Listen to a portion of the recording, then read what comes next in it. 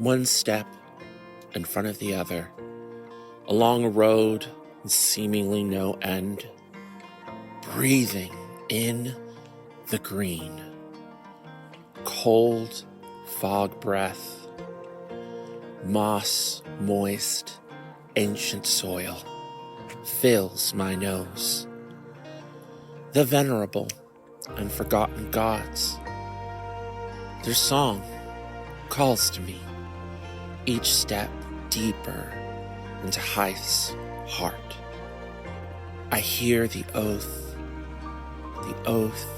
of a season, the promise that in the end, we find a place to finally call home.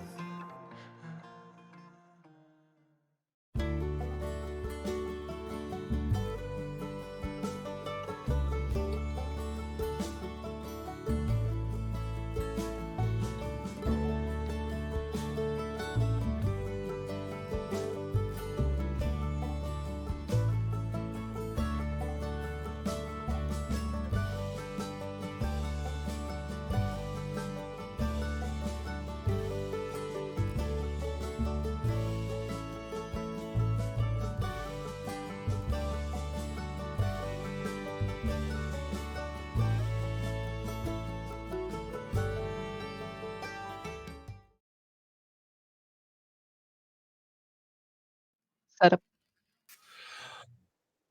Hi, hello, everyone. Welcome to the House of Dreams. Fantastical worlds, mythic beasts, and wondrous tales. Set your imagination free. We are a TTRPG actual play creative collective led by queer, BIPOC, and marginalized folks.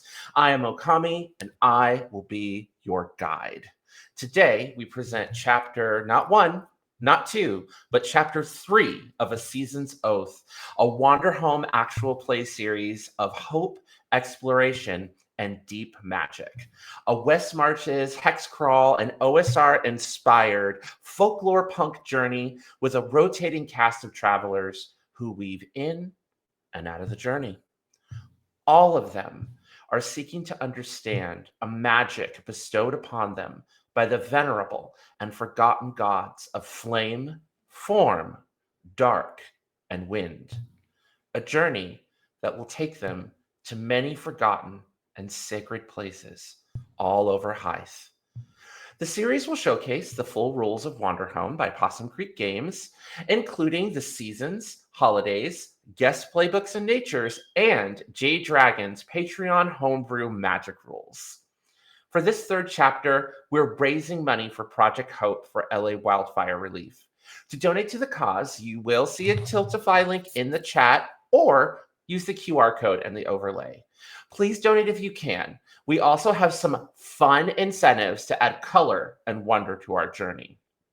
$5, our travelers will gain a token that they may use or save for a later time.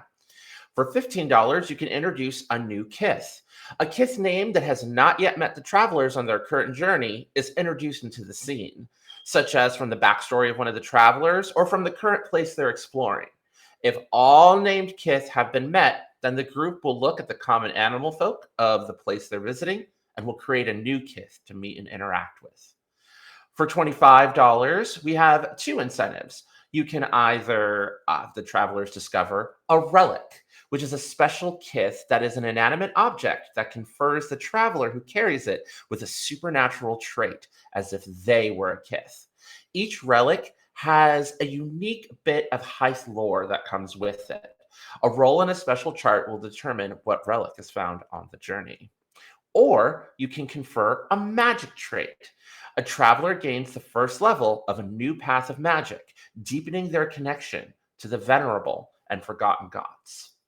We have a donation goal of $50, which is Awakening of Folklore. For every $50 we raise, the folklore of the current nature being directly interacted with is immediately brought into the current scene, or if we're having a moment, and it's not convenient, immediately after.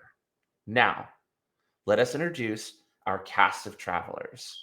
We're going to go ahead and start with our bridge, our returning traveler, Forta-Ver.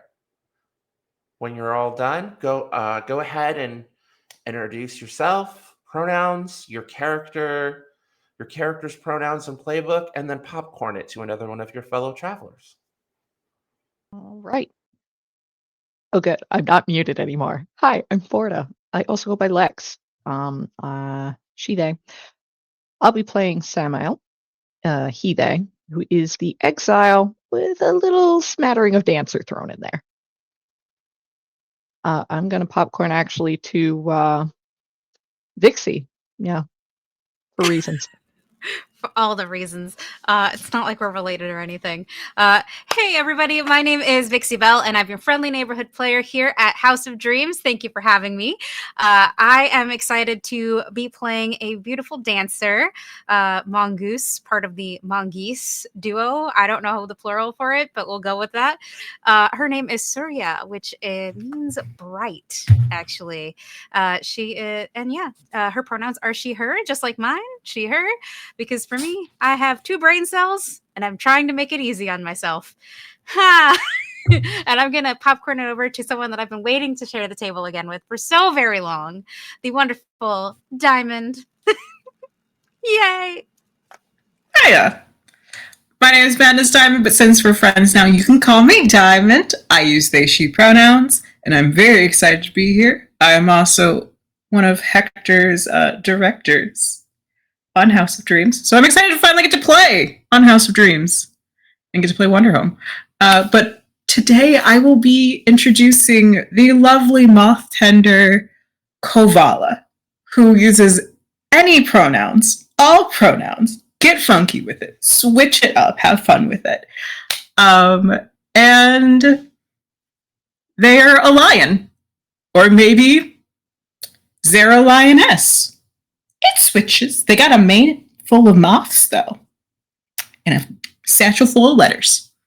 And I'm going to popcorn it over to our last but not least, lovely Janie. Hi, I'm Janie. I'm super excited to be here. I am playing, she, they pronouns. I am playing Azalea, a Swan, she, they pronouns, which, that was so awkward. Sorry. It is all good.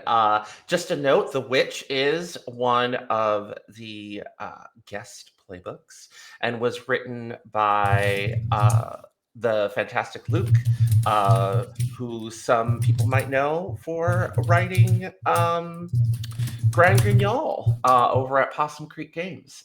So you should definitely check out their games. And thank you so much, Luke, for contributing this amazing witchy playbook. And without further ado, let us begin our journey. So, at the start of every journey, my travelers, we have to answer 4 questions. And we answer these questions collaboratively, even if I call one of you out. This is a group exercise, as it were. The first question that I'm going to ask, I'd like to start with Suriya. Did I pronounce that right? I'm trying to keep myself muted so I don't make unnecessary noise in the background, so I apologize. Suriya or Suriya. It's that I in the middle kind of gets folded into the rest of the name, right? Or at least that's the way I pronounce it. What sort of place did we travel from? Ooh, yeah. Let's see. Like, you've been together a while. That's the assumption that I want to go on. But like, where did you just come from? I feel like we just came from a lively place. Now, this is without, knowing what happened in chapter 2. So I hope that's okay. No, that's totally okay. Yeah. All right. So, a lively place, maybe a festival of some kind, a night market, some small event, nothing crazy or major, but yeah, something small where a lot of people came to see or partake in the festivities. So it's just kind of coming down off of that. You've been as an extrovert, like you're coming down off of that high of making new friends and chatting with people, making new connections. But I feel like that's the vibe that I'm getting, at least for Suriya, because Suriya is an extrovert. The player, not so much. Right.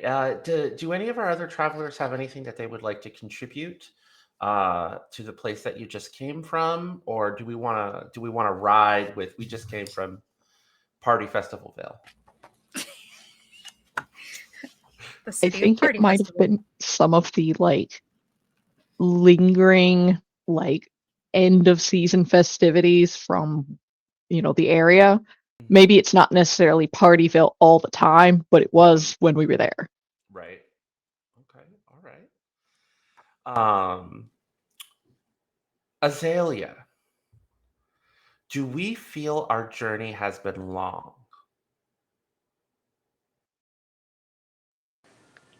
Yes. Okay. So it's been like a long trek. Okay. All I right. I think love a so. yes. I haven't heard a yes in a minute, and I really appreciate it. Is there anything our other travelers would like to contribute to why it's been so long? Because we took Weather. the scenic route. You took the scenic route? I Okay. like that. What I if love it's that. like a combination of weather and we took the scenic route? Like there's a castle in Mhm. France that you can only visit once a year because that's when all the waters recede. But I forgot it's like it's floods the rest of the year round, so you can't Yeah, actually yeah. get there. You know what I'm talking about? Like so a place like that. Oh yeah. Okay. There were just some places on the agenda that just couldn't be reached except for certain times of year. Mhm. So you guys took your time with a long scenic route. Maybe this last place you went to was like the denouement of just like a really long journey. And speaking of really long journey, um, is there somewhere, and it's not necessarily the place we're going today, but just in general, to all of you, is there somewhere we hope to go?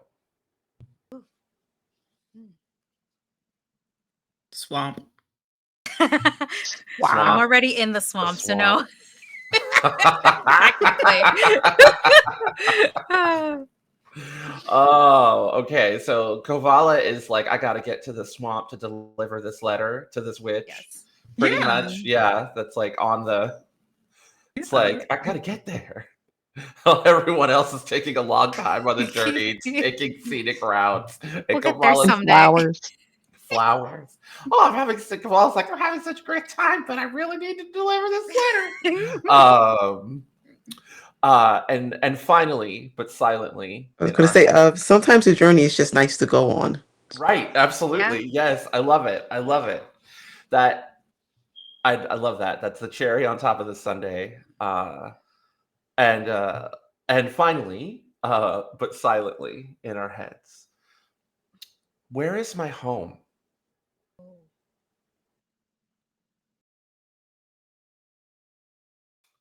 And with that, we begin. So, I'm going to go over where you are visiting. First, we shall go over the time of year it is and what this place is like during the season of breathe. It is the month of Gatling, and Gatling is the shortest month of the year. And it brings breathe to a close with hot days and cool evenings. The aesthetics of the place that you have arrived in are clear, starry skies, a constant breeze, and the smell you imagine home would smell like. The signs of the month here in this place are bonfires, a beautiful golden moon, kids camping out in tents, and strange, subtle magics. For you all have arrived in the Sunforge Refuge. During the war, the Sunforge was a place where instruments of war were built to fight in the conflict on behalf of the King of the Floating Mountains forces, building arcane golems, giant mobile suits of armor, weapons, and other instruments of conflict. At the height of the war, the Sunforge was taken over by a worker uprising and became an outpost for the Purple Orchid Rebellion. After the war, the factory complex was repurposed to a commune for those who wish to live a peaceful life. The machines of war repurposed for farming, irrigation, and municipal construction. The natures of the place that you are visiting. First, it is a commune, a place of community and cooperation where everyone knows each other and everyone pitches in to help. It is also a furnace. It burns hot with the force of furious and creative fire. It is a workshop, a place where fine crafts and wares are created and given life, and where people value the ability to breathe life into art. The aesthetics of this place are eclectic community gardens, tools, clothing, and or architecture that doubles as art, a work song, an imaginative craftsperson who made one of your treasures, ornate glassworks, and a mighty smith with a burning grudge. Now, as my travelers, I'm going to explain the things that this place can always do. I will be using these moves, but I want to invite all of my fellow players and storytellers. You are also open to take these moves and build this place and immerse yourself in it. We're here to collaboratively describe a journey, and I want to invite all of you, if you feel comfortable, to also embrace these moves.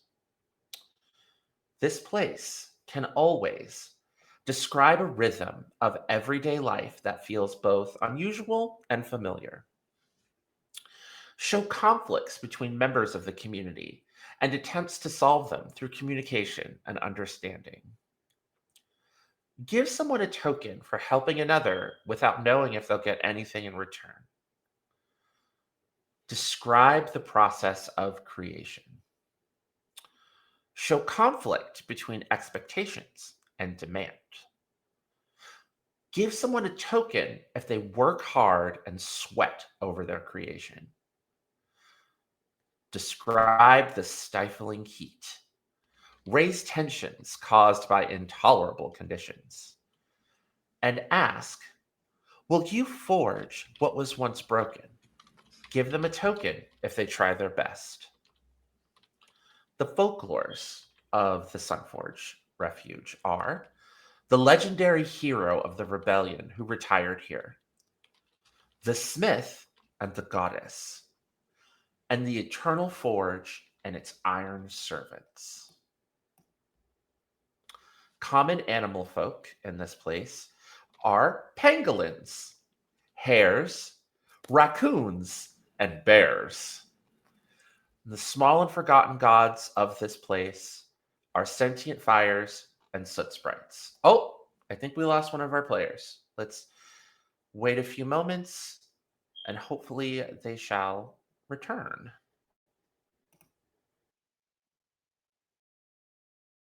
I love that pangolins are one of the options on here, though. Yeah, I They're know. one of my As soon as I heard favorite animals. pangolins, I was like, So oh, cute. yes. Yes, absolutely. So you Tree Oh, you climbing know ones what? are While we're great, but here- my favorite are the ground ones. I forgot to ones. grab something that belongs to my character. One moment. The ground ones have these cute little stompy back feet. Yes, you have returned. Hello. We were just talking about how this place has pangolins, hares, raccoons, and bears, and we're all really excited about the pangolins, right? Yes, super Yes, excited about the we're very pangolins. excited. It's interesting that you mentioned that because I think that I would like that to be the first thing that the four of you see as you come up on there's these like outer walls that are sort of covered in all of these different vines that have grapes and fruit and such growing off of it up these outer vines. And there's these massive gates, kind of iron gates that say over it the Sunforge. But in front of those gates is a massive, you think it's a statue at first because it has a bit of moss on its back. But as you get closer, you realize that it is not a statue. It's moving, and it's a massive pangolin. And its face is, it's mostly like bronze in structure, except for the bright green moss that's kind of growing on its back. And it's taller than the wall. It's like 11 feet tall.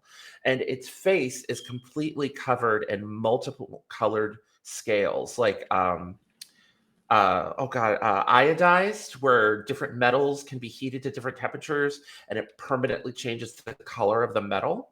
Someone has like layered iodized reds, blues, and purples onto the face of this massive mobile, for lack of a better terms, mecha that is like in front of these gates.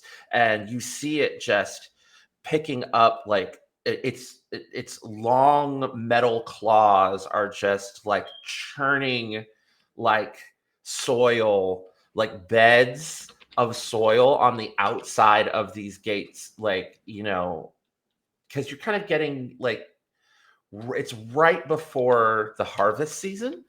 So like he's just sort of like tilling the soil out there, and you see some young people, in like little tents, like outside of the gate, just sort of hanging out with the tent flaps open, playing little board games and painting, paying no mind to this massive pangolin machine thing outside of the gates. What do you all do in this moment? And the children are like a mixture of like pangolin cubs, hares, raccoons, and little bear cub kids that are all hanging out with each other and their little tents. Samael can't help it. He's just, that thing is moving. First, it's that moment of, that's a neat statue. Then it's the realization that it's moving, and it's just that freezing in place, tail all fluffed and standing stock still of that might be dangerous. Conversely. Oh, but it's just digging in the dirt? I'm just confused now.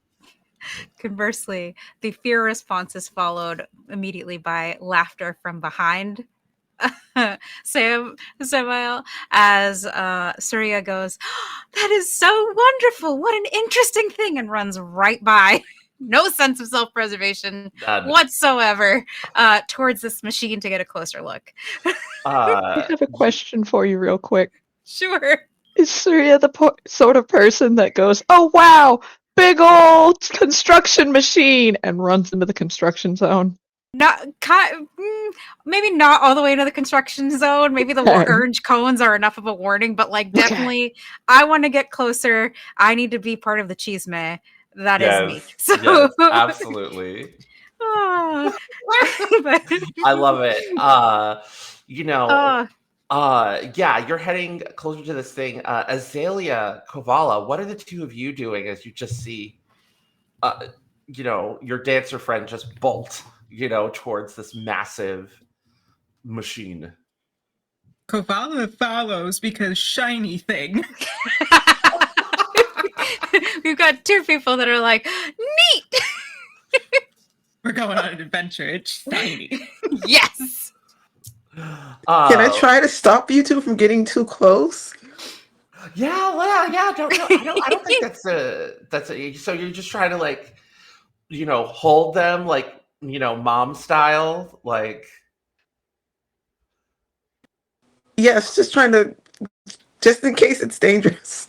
I just had the mental image. If y'all are cool for it, these two children go running off. The one child pointing at them like, "Mom, get them!"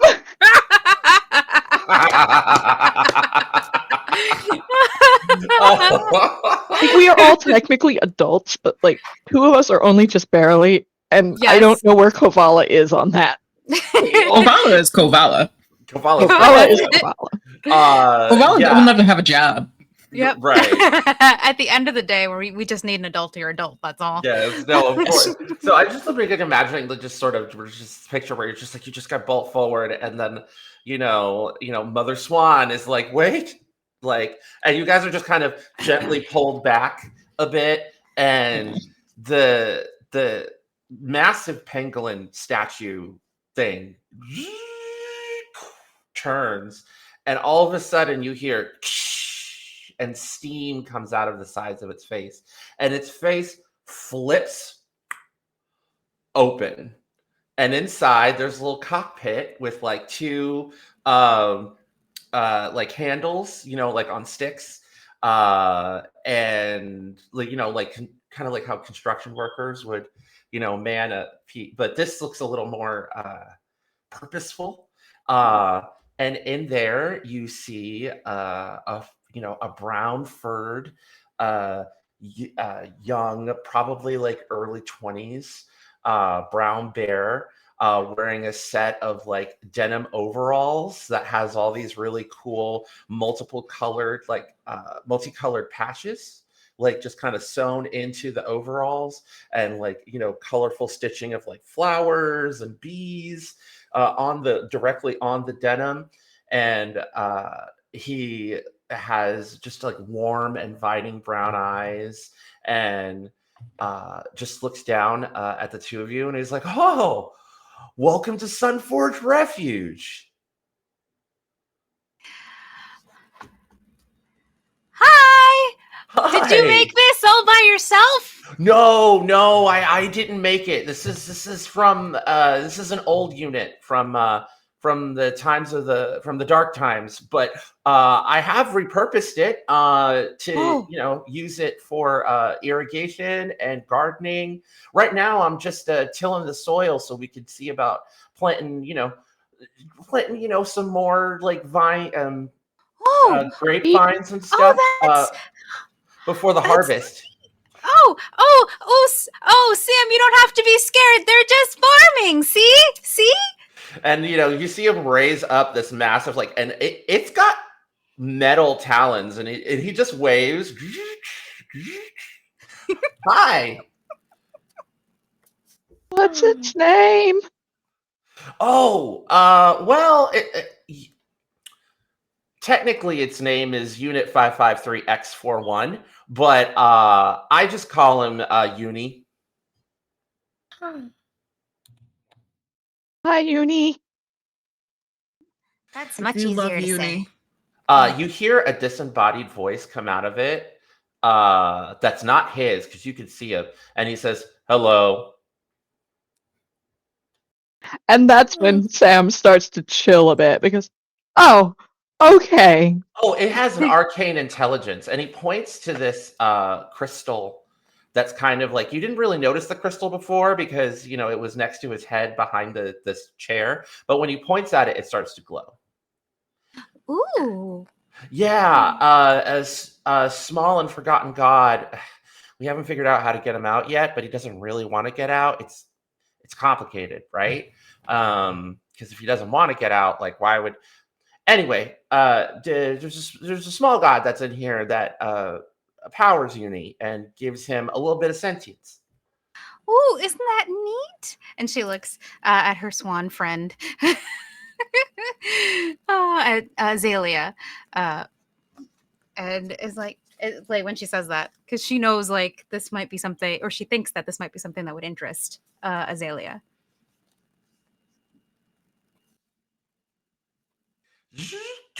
And then it literally like turns around and he moves it over so that he looks at Azalea and he's like, "Oh, do you do magic?"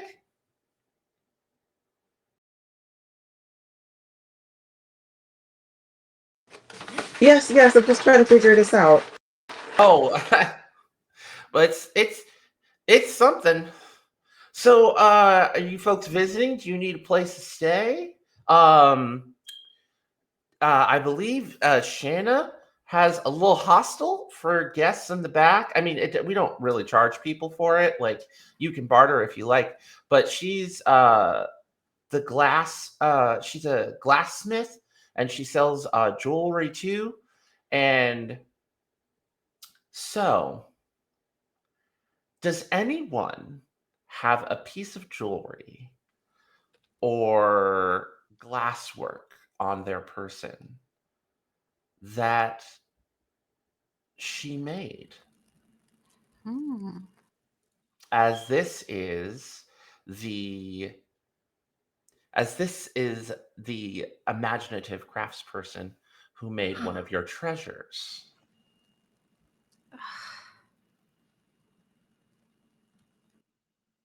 I almost feel like want to that's a say very- I do. Yeah. Excuse me, Sharon. we all He says want it. Sharon. You all want it. Yeah. Who would like to have something by Sharon? Maybe more than one of you. There's nothing in the rules that says more than one of you can't have it. So, you know what? Everybody who wants to have something by Sharon can have something by Sharon and can know her. What if it's like a Kate Spade or a Coach situation where we all know this person and we all bought something, whether it's from the outlet or from like the retail store? That's Or it great. was Like, given as a gift. Yeah. No, I think that would be great. Like, you've been to every single peddler has something made by her, and it's hers because she leaves her. Because Haeth is like Swarovski is one of crystal or those something. places. Yeah, well, Haeth, it's all about like barter, and they don't really like. So the Sunforge is kind of the exception to the rule, right? Like, there was industry here, but mostly it's like artisan. It's an artisan culture. So and artisans leave maker's marks. So you could all have something with her maker's mark on it. And to hear that she's here, it could be surprising to all of you, or maybe some of you came here because she's here. Suriya, what do you have? So I would like to make a pitch to my dear cousin Sam over here. What if what Suriya got was like a friendship bracelet? Since we talked about the item being given as a gift, and so they have matching but opposite bracelets, like that reflect their personalities, but are like the same make in the same kind of line, if you will. Something like that, but only if Sam gives permission for that and is agreeable to that. I will actually talk now because I'm not muted anymore. I am so down for that. I would like to make an addition. These items were a set that is technically given to us by each of our respective parents because they're the ones who had the, as part of their sibling group. Yes. Okay. Match set, and then, well, I say sibling group, sibling, cousin, like age group. For that. 100%. Maybe that's how the two of you recognized each other.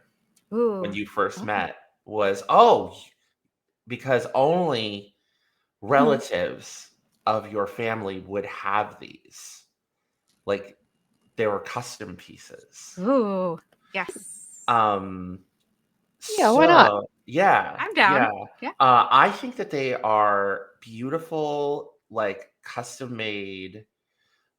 They're like they're bracelets, but I think they should have some like glass beads that match the coloration of your outfits. So I think that Suriya's are red beads, but they look like they have inner fire. Like, maybe there's a loop of yellow glass on the inside of the bead that makes it look like fire. And then I think Sam's are kind of a swirl of different blues that make it look like the ocean, like watery. How does that sound? I love that. And maybe with like, you know how enamel artists have like will sometimes have those little inset. Yes, Mm. yes. Mm-hmm. Yes. Can't think of the word for it, but like little glass insets, and in addition to the Yeah. beads. Mhm. Yes. What does Kovala have from Sharon? Kovala has a little like bauble, I want to call it. Mhm. It's something that was supposed to be part of a package to be delivered, Mhm. but then whenever it ended up getting to its destination, it was part of like a bundle of things. And whoever pulled it out is just like, I already have one of these. You delivered it all this way. This is yours now. Oh, I And love that. so, yeah, and so it's kind of just like a little charm to be strung onto something. And Kovala has it on the inner pocket of their coat, Mm. and they're saving it for someone special. Oh. Oh. Uh, Azalea. Amongst all of your little witchy knickknacks and things that you have, what of Sharon's do you have? I actually think it's like a I might in pokey, not a pokey thing, but like a stick kind of thing to keep the cloak on. Oh, like a pin? Like a Yeah, oh, I love that. And then it has like ooh, I it, like that. it's Like a metal pin with like a beautiful glass yeah, it's got set. Like it's probably a lot of pink, and it's Does it look like flowers or berries? yes, like an azalea. oh, an actual little azalea Yes, cloak pin. yeah, to keep the cloak on. I love it. I love it. I love it.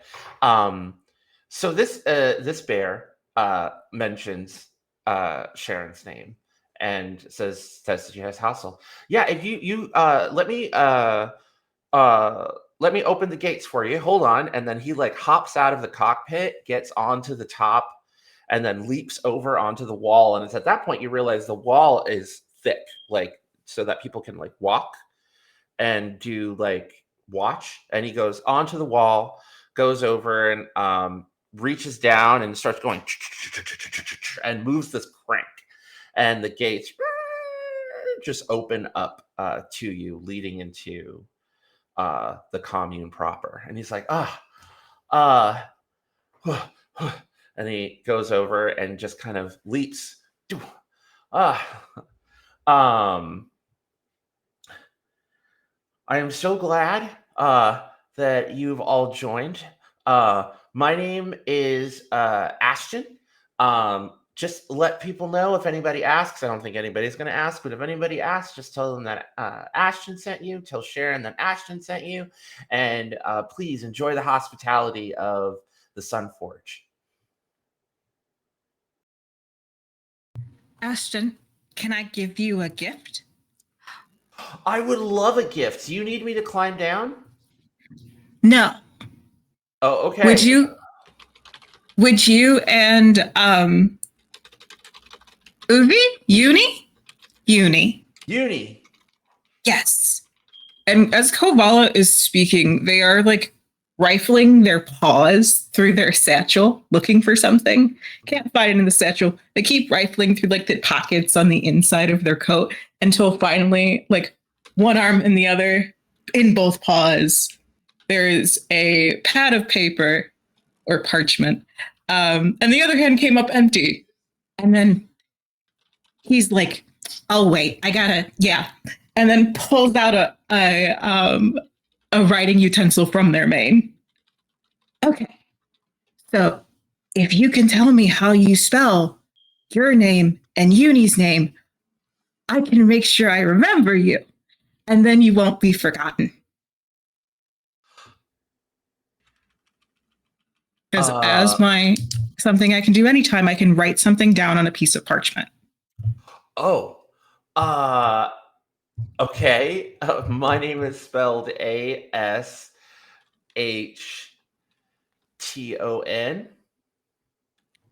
ash and then ton. Ash as in like what happens after a fire, and then ton as in like how much something can weigh that's really heavy. And then uni is short for university. So like UNI. Well, technically it's short for unit, but I figured it would be easier for someone with book learning such as yourself to remember uni is short for university. Oh, I only know how to write because I have to deliver things. So I have to know how to read if I know how to write. Huh. I'll put uni and university and unit. And then Kovala finishes it and it has written it twice and then tears the sheet of parchment down the center and then basically hands it up and is jumping to try to hand it to Ashton. So you see Uni's other claw reach down and like catch it in between two of the claws and then bring it up and hand it to Ashton. He's like, thanks. He rolls it up and tucks it into the front pocket on his overalls. Right next to your heart. Okay. Yep. That's my gift. I'll keep it safe. All right. If you excuse me, I got to get back to tilling the soil. Kids, don't you bother these nice people. They're here in our hospitality. And then the face of Uni encloses him back in, and then it starts to move and resumes like tilling the soil beds outside of the wall. That's so cool. I know. It's really fascinating. Should we head inside maybe? So we can have a look at the town? Oh, Suriya, this is for you. So then you don't forget. I won't forget. I wrote it down. Okay, thank you. And she takes it from Kovala. And then Kovala offers his hand. It's like, we go? Oh, yes. Grabs hand. Let's go. Grabs it. Inside. Kovala, go ahead and take a token for doing something. 2 tokens, essentially, once for Ashton and once for Suriya for, doing something kind without expecting anything in return. Oh, I forgot that's how this game works. It's a token game. Yep. And all of you head into the refuge. So, is there anything anyone wants to do before you go past the gates? Sam, Azalea? I just want to check in really quick before we progress into the next. No, I'm just trying to make sure that they stay out of trouble. Okay, all good. I would like to ask the kids what game they're playing. Ooh. Oh, kids are. Oh, we're playing art show. How does that one work? Everybody draws or paints or makes something, and then once we're done, we all look at it, and then we all vote on which one we think is the best. Oh, okay. The grown-ups do it all the time, so but we do it with things we like. We think it's more fun when we do it. Grown-ups are always doing boring things like, I don't know, making metal forks and glass. This fork's better than that fork because I made it and you didn't. Well, like we make like worry dolls and jacks and rubber bouncy balls that look like rainbows, and we sometimes we'll do finger painting stuff, sometimes we'll do real painting stuff, with brushes. And sometimes we'll make up songs that are funny. And so we do art show. And it's just this like little 5-year-old pangolin who is wearing like just similar overalls to Ashton, It has some of the same patches. Like you're thinking maybe it was like the same pile of colorful salvage fabric is being used. Like a community pile of colorful salvage fabric is being used to like patch holes and like decorate his little overalls. Can I see what you're making? Look, yeah, come over here. And like he has this little like mini forge set up. Like there's like a stone, and he's got like a little fire pit that has a bunch of rocks around it, but they're like oversized because he's like a kid and parents are paranoid to like always put rocks around fire. And you could see that he's been making these like really endearing jacks. And that, you know, it's just essentially like wire, and he's been trying to make enough heat to like melt and put the metal together. I see on there that it says there are sentient fires. Mhm. I almost imagine that like anytime the kids are playing with fire, 100% that's what they're dealing with, and it's a fire that's like I'm going to stay a particular temperature so you can't Yeah. hurt yourself. It's at that point that you hear a voice come from the fire saying, "Who's your friend?" "Oh, I don't know. This is just a stranger that arrived, and I was just showing them my entry into the art show." I didn't introduce myself. Oh no. Hi, I'm Sam. "Nice to meet you, Sam." And then like the fire gets bigger, and then you see these two eyes sort of just appear in the fire. "It's rude not to tell people your name." What's your name, sir? "Oh, Sam? I Zem? don't really have pronouns. I'm Okay. a fire." Okay. But oh shoot. "What's my name, kid?" "My name isn't Kid. It's Well, what's Matt." your name? "It's Matt." Matt. Mm-hmm. It's nice to meet you, Matt. "Oh, it's nice to meet you too." When like he shakes your hand, and he very carefully shakes your hand because he's a pangolin, so he has like the fangs and the plates, Those and he's like, claws. "Be really careful. I don't want to cut you." I'm always careful.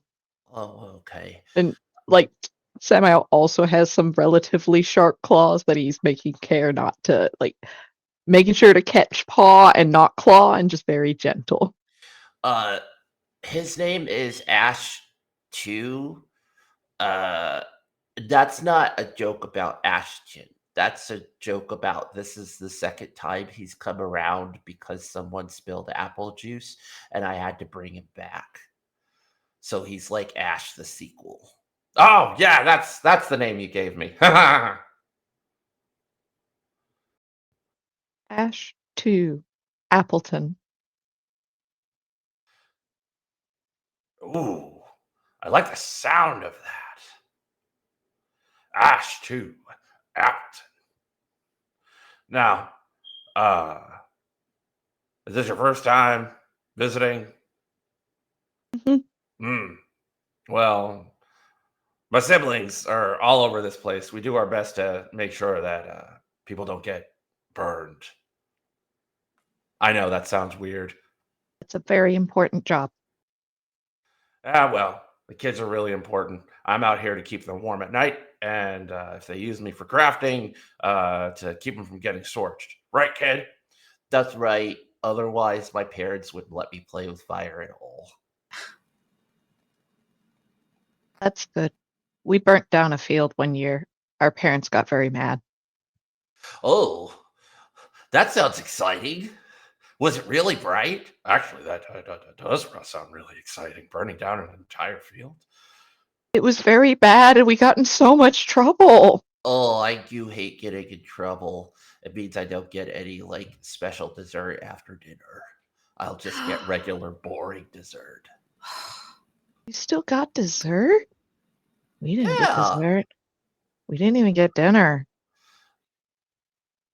On account of we burnt down the field where the food was. Everyone immediately was like, "Oh, that makes sense." Yeah, it does. Wait a minute. Why don't you just eat roasted vegetables? There wasn't anything to eat from the vegetables. It was just ash. Oh, man, the fires where you're from must be really greedy. Do they not know how to control themselves? They're not like you guys. They were just. Maybe they were, and they just didn't say so. Well, if you decide to stay here, you will never deal with selfish fires again. Samael is sorry, having that it was how you that was like. very much you're not like other fires vibes, and I couldn't help myself. It wasn't intentional, and like literally, it's the I don't actually know. Maybe they were, and they just didn't say anything and ate all of our field.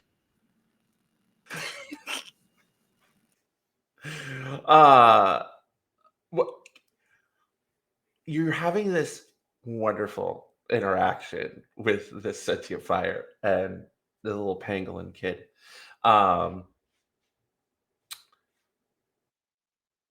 Azalea or Kovala or Suriya, do you say anything, or do you guys just continue going on in?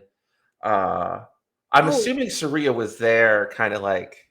Well, that was the clarification question that I Mhm. had, because I assumed since we had already started walking towards the gates, this was something that we were not a part of, that myself and Kovala were not a part of. No worries. So, no, that's cool. If you guys wanted to just keep heading on inside, that is cool.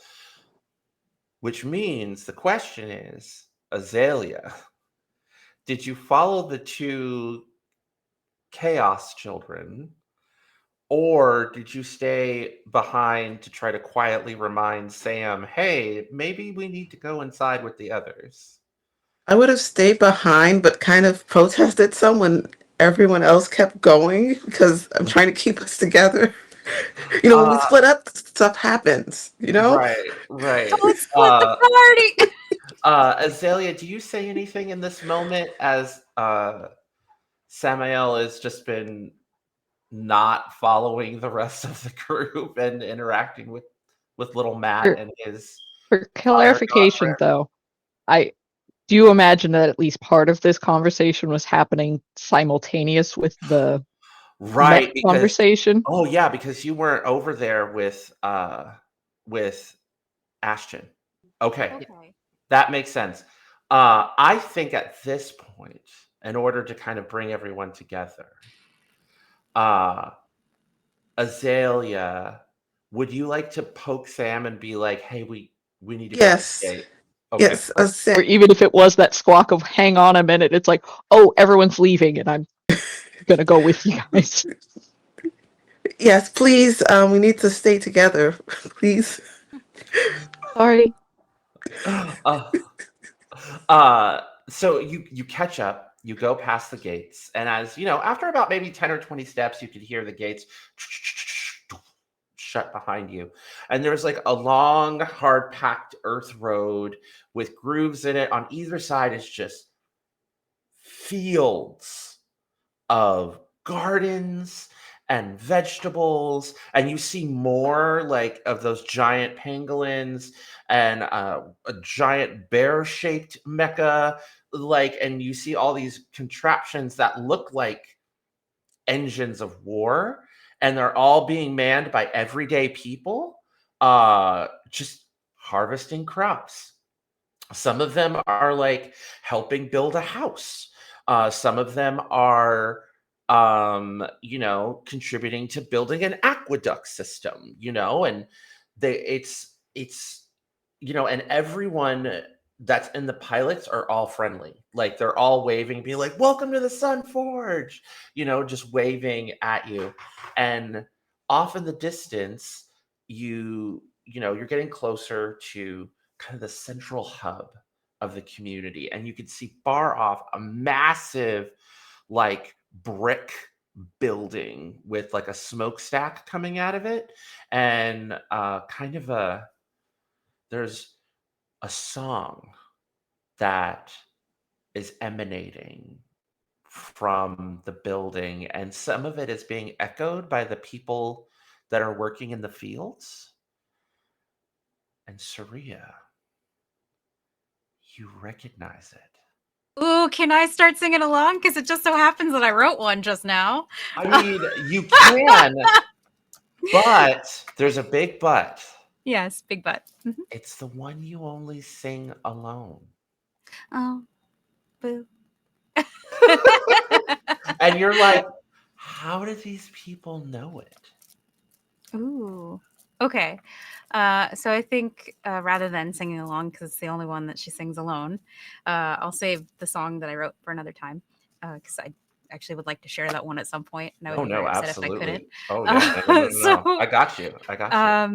but yeah, I think that her ears perk up because she's been up to this point. She's been beauty queen waving at all people saying hi. She loves this. Like, hi, hello, how are you? Very like bonjour, whatever, good day. But yeah, and I think she perks up and she goes, "Huh, that sounds familiar."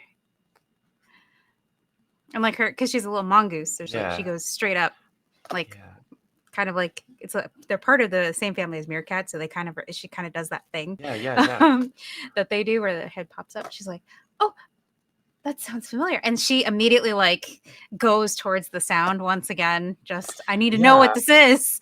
And as you kind of get closer, it's at that point that they kind of wrap up the last stanza and then flow and pivot to another song. And I would like you to share with us what that song sounds like as they transition from this one that you're just like, well, and to something different, into another one. Okay.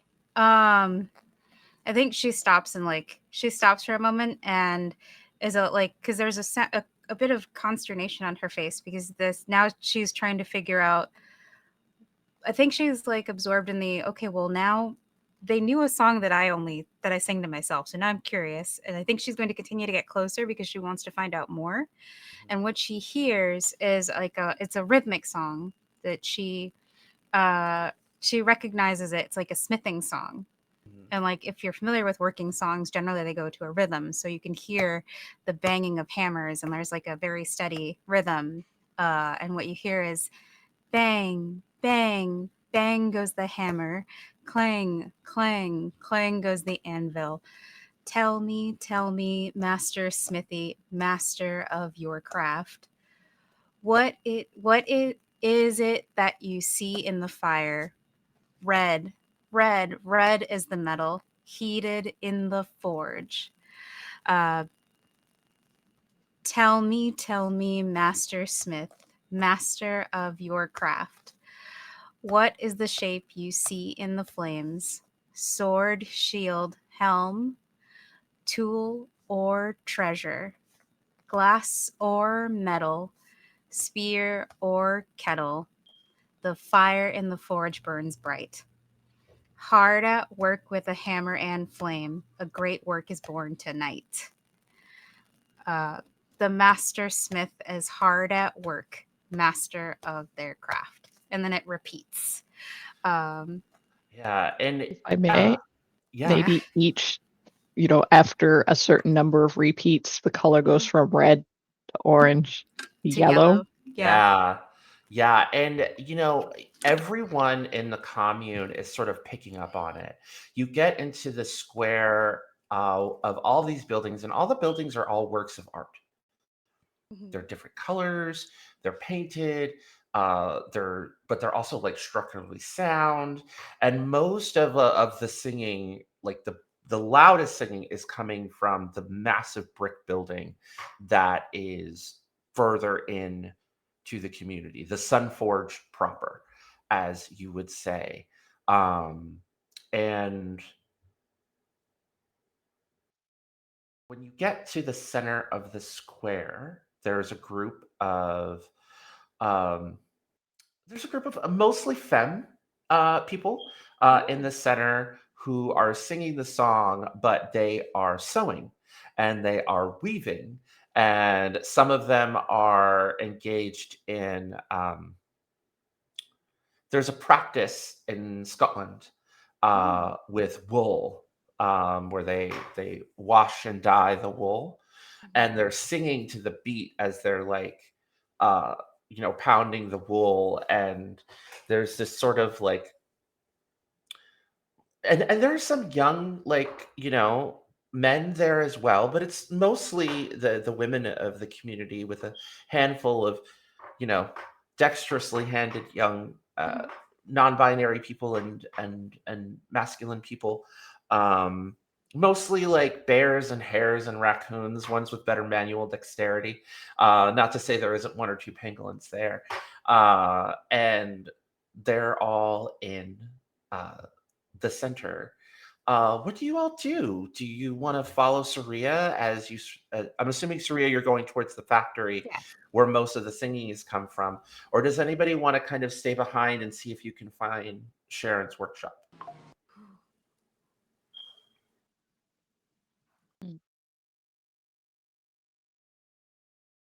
Just want to give everybody a chance to, move and explore.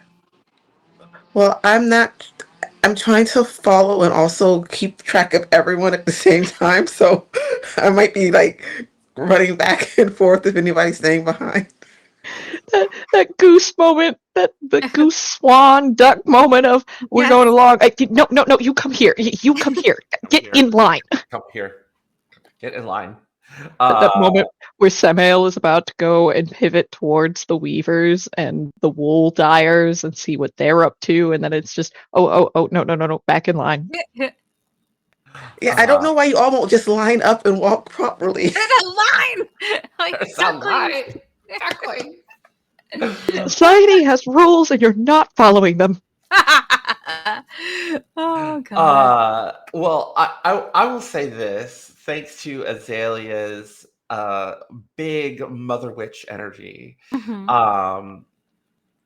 I am going to say that the group ends up going to the factory. And everything's open, by the way. There's no coming in here, and it's just a massive block, essentially. It's a brick building. There's all these vines coming up and around it. There's a smokestack coming out where you see, smoke kind of pouring out like a dark cloud, and you can smell the smell of fire and hear the clanging of hammers and singing and the rattling of chains and the sound of flames as you go through one of the side entrances. And it's like there's no doors, right? Like it's all just like if there were doors, they've all been taken off the hinges as the heat is being expelled out of this place. And what does the inside look like? Like, what does the first area of the forge look like? What do you got for us, Sam? You're You're muted, still friend. muted. You're still muted, my friend. The face. I did it again. So we were talking about glassworks, and I'm just like, what if when immediately walking in, it's like a kind of fusion of like you said vines outside. It's Yeah. like the metal is twisting like vines inside, but in Yeah. between it's like stained glass, kind of making it look very colorful, vibrant, inviting, and light. Yes. And you come in here into this mixture of metal and glass, seeing and this is where all the pangolins are, seeing all of these pangolins with a few smattering of raccoons and bears, just, all working at these different workstations, blowing glass, forging tools, doing maintenance on one of the pangolin mobile suits. And with that, as you're taking this wondrous moment in, we're going to take our first break. Yay! We're going to be heading off for 10 minutes, and we shall return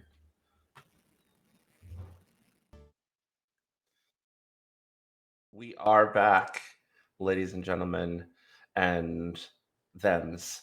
I'm such a theater nerd. I'm so used to saying that phrase. My sincerest apologies. This non-binary bear should know better. So we had just entered the Sunforge proper, a massive, beautiful metal and glass works factory / workshop. Yes, we have kitty. Please leave kitties in the chat. We have a cat with us. Other than Baby. Kovala. Uh, so there are all of these different kiths here, you know, in their various corners, doing glass blowing, doing metal forging, silversmithing, goldsmithing, uh, beadwork, and it is sweltering in here. It is just so warm. And there's all of these, and this central area, this first room is huge, right? I'm talking like flight space, but you can see like side stairs and side rooms, and it's kind of giving a little bit bigger on the inside than it is on the outside. Like maybe there's Azalea, you can sense that there's some enchantments in here, from your witchy powers. And actually all of you, because you're all practitioners of a very deep, resonant magic. Azalea the most, of course, can just feel that this is a place of creation and wonder, and the energies of Haeth have been woven to make this space even more vast than it appears to be on the outside. I mean, it's bigger on the inside. Yes, like a TARDIS.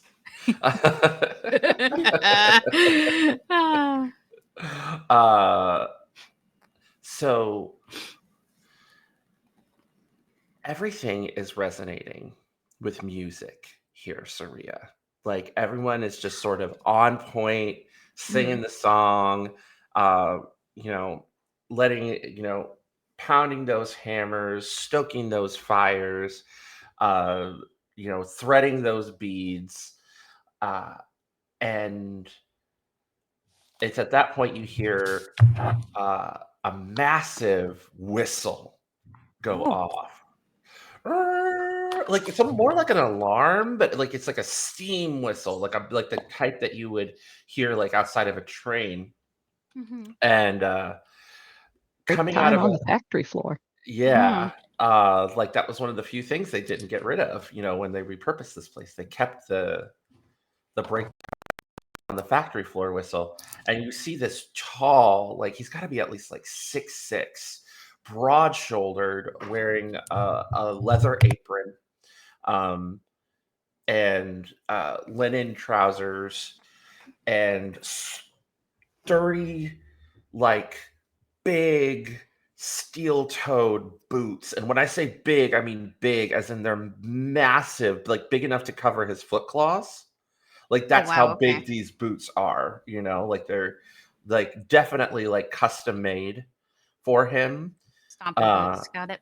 Yeah, and he just like comes out, and he's got deep ocean blue eyes, and his scales are all that same. It's a similar color to Matt's, the kind of almost yellowish gold. And he's like, everybody, it's break time. Water, food, mandatory, 30 minutes. And everyone's like, oh, God. And everyone kind of, the singing stops. People kind of break out of the reverie that they're in, and people start cleaning up their workstations. And some people are, people are kind of like piling out. Some people are staying and pulling out little picnic lunches that they made for themselves and sitting at the workstation and, eating like little meals that they have for themselves because they didn't want to leave their tools and their things.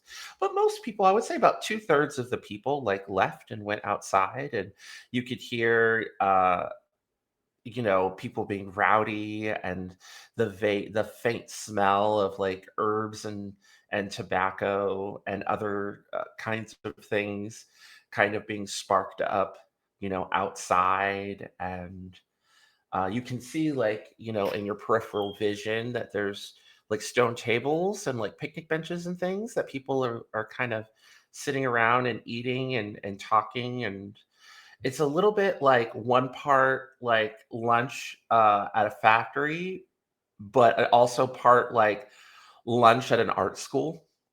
Like when Yes. everyone's in between classes and Mhm. you all meet in like the middle area and you're like eating and you're talking about your art projects and you have your portfolio. It's like that, but like combined. Okay. And this tall like pangolin like starts humming the first song, the one you And remember, to himself. And you can see him like right in your line of sight, and he just starts humming it to himself, and he goes into his little side office. there's like a as Suriya's little feet hustle on over to the office, and she calls out to the rest of the group. I'll be right back. I have questions, and hustles on over to the office. No. Objection. No. Azalea just says no. She's already like tapping away. I mean, she's dressed in bright colors though, so it's not like she blends into the background or anything. You see like what direction she's going in. Azalea, are you mother heading after her? Yes, I have to. Kovala and Samael, what did the two of you do? Azalea's just not listening. Azalea's like, no. Sorry, I don't want to play your character for you, Janie. No, it's she has to make sure everyone is okay. Good job, you see.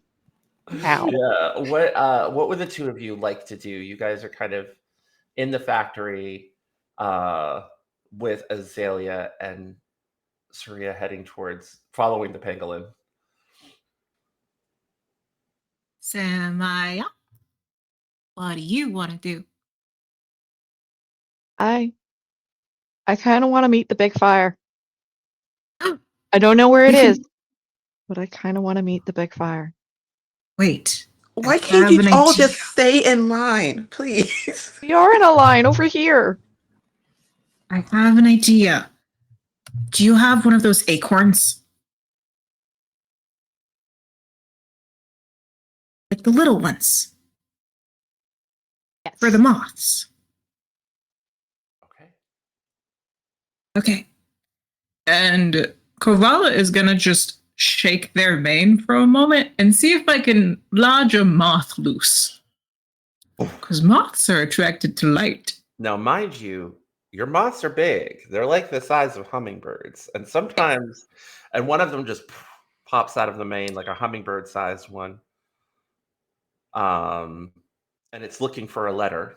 Because normally you hand them letters and they fly off. I think I still have some sugar water too. Lieutenant, we have come to bargain. And this, like, Kovala, like, puts a paw up to the moth to, like, bring it down. The moth. And this is how Kovala communicates with these moths. I love this. Lieutenant, we have a bargain. The postmaster. It nods. Yes. All right. You like Samael? Yes. Samael gives you treats. It nods and flutters its wings. And then Kovala's going to reach their paw out to Samael. And it's just like, okay, will you show Samael where the big flame is? And then I will turn the other way when Samael gives you extra sugar water. It nods I enthusiastically. have it right here. Fluttering its wings. And then it takes off deeper into the factory. until you find like a set of stairs that are going downward, a spiral staircase that leads down into like a basement area. Do you follow it? It's a free action for me to follow a moth. So I am. the two of you start heading down this metal Real quick, spiral Belle. staircase. Yes? Before we do head down, Samael will take a moment to double check and make sure he knows where all the exits are. And again, once we do make it down the We need to stairwell. make sure this factory has OSHA standards. Like there's a little OSHA standards, evacuation yeah, route. There's fire absolutely. extinguishers at all the Yeah, doors make and sure stuff. that all the arrows Yeah, are going that's to the right 100% why place. I'm doing that. 100%. Right. I will say this: if you do that, it's at this point that you realize this place isn't OSHA standard. This place looks like a factory was taken over by a bunch of artists. Yeah. So everything's in disarray. Like, I mean, the tools are well cared for, but you can kind of spot all the exits. And once again, there's no doors on any of the exits. It's just wide open, which means Good. okay. Good. I would like to let Azalea and Suriya know that as players, even though you are not in the scene, you are welcome to make moves from the place moves in the journal. If you would like to contribute in some way to the next scene that we have coming up, so you don't feel like you're just sort of sitting there waiting on me to come back so you could talk to the pangolin. I just want to welcome you as storytellers, that you can add a little bit more if you like. So you're heading down the spiral staircase, and the further down you go, you start hearing the echoing of every single step as you're going down into a cavernous basement area that is illuminated with a vibrant yellow-orange light. And with every step, the temperature starts to go up and up and up. And when you reach the bottom of the stairs, we'll never tell you how your traveler feels. But I'm going to ask you, Samael, you are in a massive, enclosed area with no exits except for the spiral staircase.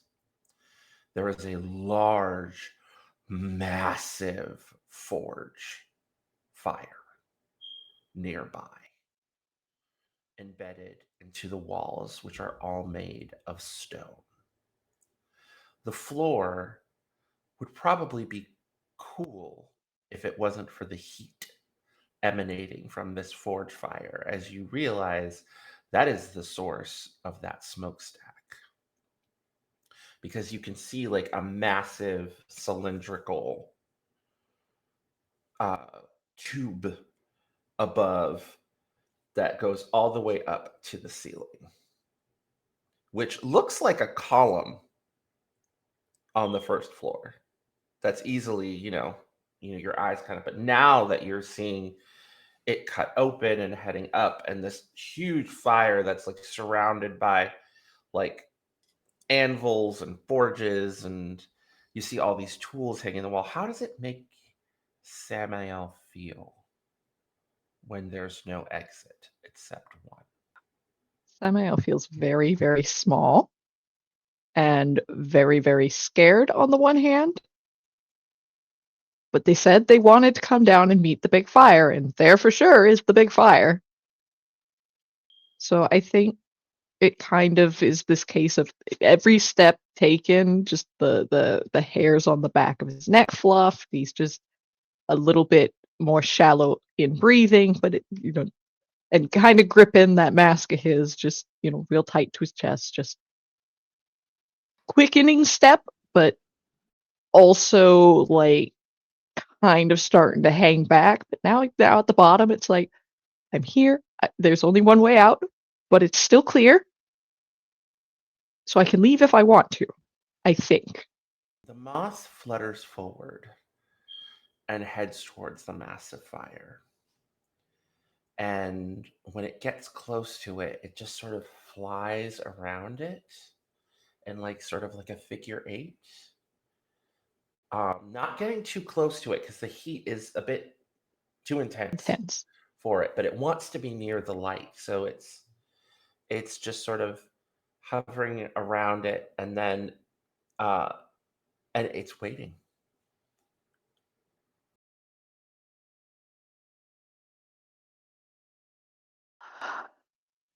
I can do this. I can do this. I can do this. Just saying that as he goes forward. I can do this. I can do this. I can do this. Excuse me, fire friend.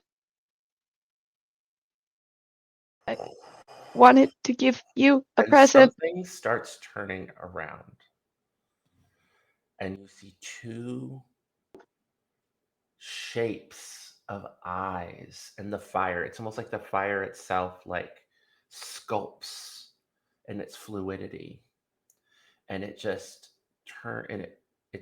it's like a head that's turning around, but it's like the implication of a head because it's just pure flames, and it's turning around and looking at you, and you both can feel a presence filling this room. And the fire is just looking at you.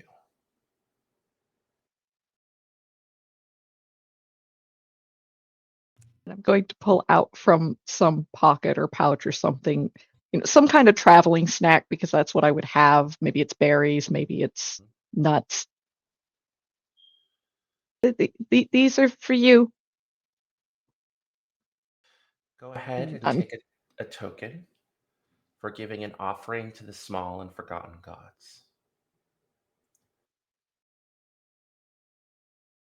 And you don't hear this voice. You feel it in the heat on your fur that penetrates your fur into your skin. That is very kind. Thank you for your offering. I mean, you're working hard down here, and they're working hard up there, and they went to lunch. So you should probably have some lunch. It's not a lot, though. It is more than what I am typically offered.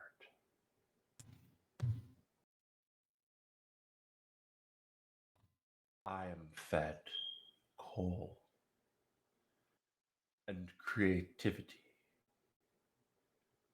You have given me actual food that isn't meant to be eaten by others. Thank you.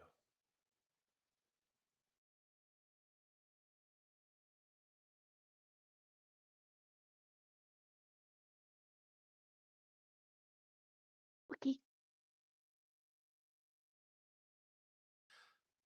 Kovala, what are you feeling in this moment as you're watching this exchange?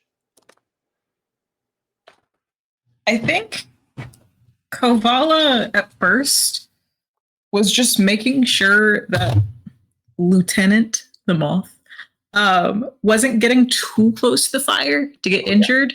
Mm-hmm. It's kind of that curious closeness. I will say that the lieutenant is now back in your paws, kind of resting from the heat. I think it's just Kovala's tail, kind of just scoots a little bit closer to Samael. And it's that moment of I am here. I'm giving you your moment. I'm giving you space, but I am here if you need me. And so but it's not like actual physical contact because Kovala knows that Samael's a little jumpy sometimes, and that's fine. It's what we like.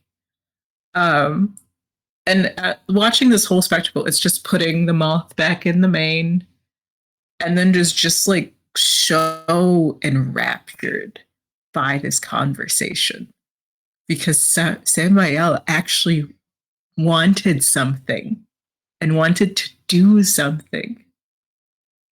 And it's this like Kovala is a Moth-Tender because it's delivering messages and information, and Kovala watched Samael deliver intention to somebody else. So they're just buzzing with joy. They're just fidgeting with their claws and just watching this, very happy. Maybe a little bit of side gossip to Lieutenant about this. So it lingers on this moment of connection and heat, and what would say joy by proxy. Mm-hmm. The camera raises up through the ceiling into the factory proper. And Suriya, you've gone through this, what you assumed was an office store, and very quickly discover it's a side forge, like a personal forge. There's a fire nearby.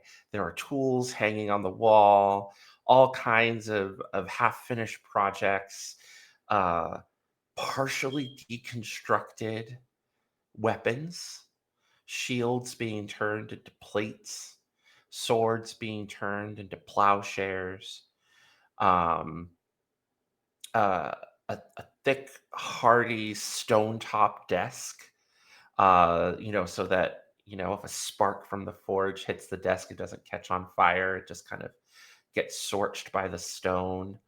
And you kind of enter this room. Azalea, you're just a few moments behind. And this tall pangolin turns around and he's like, "May I help you?" Oh, Sorry, I have both microphones off so that if I made noise, it wouldn't come up in the captions either. But gotcha. anyway, sorry about that. Yeah, so Suriya, being a mongoose, is quite small. So she's looking up at this very large pangolin, and she kind of, there's that moment of, oh, I didn't fully think this through, did I? That dawns on her. And she she knows Azalea is behind her, and she kind of reaches back like, you would reach back for your friend at the club so you don't get lost. that's kind of what she does, just to like hold on to Azalea for a second. And she looks up at this pangolin and says, that song, where did you hear it? Oh, The first one you were saying, not the second one. oh. There were. It's one that was brought to us um, when the forces of the King of the Floating Mountain were driven from this place, and the rebellion. This became a rebellion outpost. There were some people of the from Indra that Oh. were among the rebels, and that was just one of the work songs that we were taught when we started to rebuild this place. And the people that taught it to us have moved on, but it's become a part of our culture here. We sing it while we're working, we sing it while we're creating. Um, Well, I didn't even know that song had words. I only learned the melody on my flute. She taps a little reed flute that is strapped to her waist. I take it you're a visitor from Indra? to Haeth? Well, kind of. My family came from Carnival and moved. We sort of they moved when I was very little, so I don't know a whole lot about where I'm from. Just what my parents taught me. Oh, and what my cousin can tell me. The other mongoose. It looks like they're scared of everything, and they're wearing Oh, blue, and the one in blue. they're yeah. That's my cousin. Their name is Sam. I mean, you can use both, but sometimes I prefer to just say that both options are available so that no one gets confused. But that's really a whole other story. Right. Everyone in Haeth has a story, let me tell you. Yeah. I hope you don't consider it disrespectful. It's really important to us here. It was. Well, I'm just now finding out the song had lyrics, so I'm not even really sure if it is disrespectful. I hope it isn't. I think it's it's really cool that the song lives on. Yeah, there was another person from Indra that a merchant by the name. Oh God, what was her name? It wasn't a her. Oh my goodness, I'm so terrible at these things. They did not have a gender, or at least they said they didn't, and I respect that. Kafra. Kafra, yeah, and Kafra met. I think it was just this past. We were celebrating the Sunforge festival. This, past bright, and Kafra was, selling their wares here, and had told me that there were some other visitors from Indra that had a little bit of a tough time hearing this song, and I would hate to think that that more visitors, like, it's not our intention to make people uncomfortable. It's just, it's the song that, I don't know, it's one of our favorites. Well, maybe it made them uncomfortable because it brought back painful memories of the past. I was very young when the war happened, so I don't really remember a whole lot. Mostly because my parents did a really good job of keeping the worst of it from me. So not like Sam. Sam has some trauma, as you can tell. Oh, I've been so rude. I haven't introduced myself. I've been rude. I didn't even ask your name. That's terrible of me. Also, this is my friend Azalea, and she physically takes Azalea by the hand and brings her up to the side. Not forcefully, but very much come here, don't stand behind me. We're in this together now. If we're getting eaten by the pangolin, we're getting eaten together. Azalea, it's a pleasure. I'm Hung, and he extends his hand down to you. Azalea is sorry. I like the sparkles. The magic sparkles happen. Sparkles are happening. Yes, there's sparkles as Azalea raises her wing up to shake hands. And yes, your outfit is incredibly well made. Well, yes, it is. Thank you.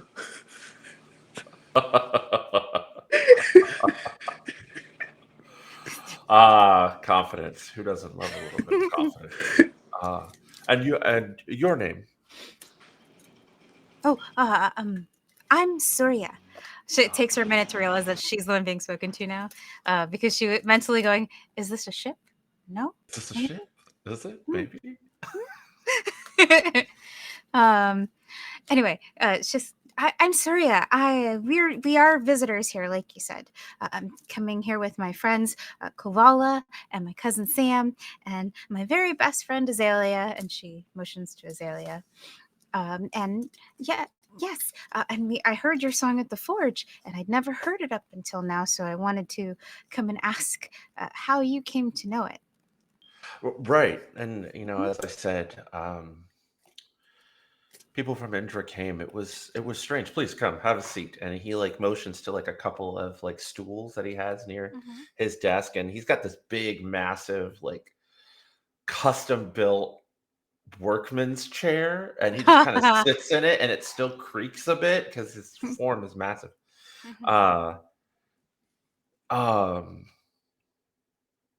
No, the people that came, it's interesting because the purple orchid, Oh, the purple orchid. yeah, it's a goddess that is revered in Indra, and that's her symbol, goddess of peace and freedom. And I don't know, her message resonated with many of us.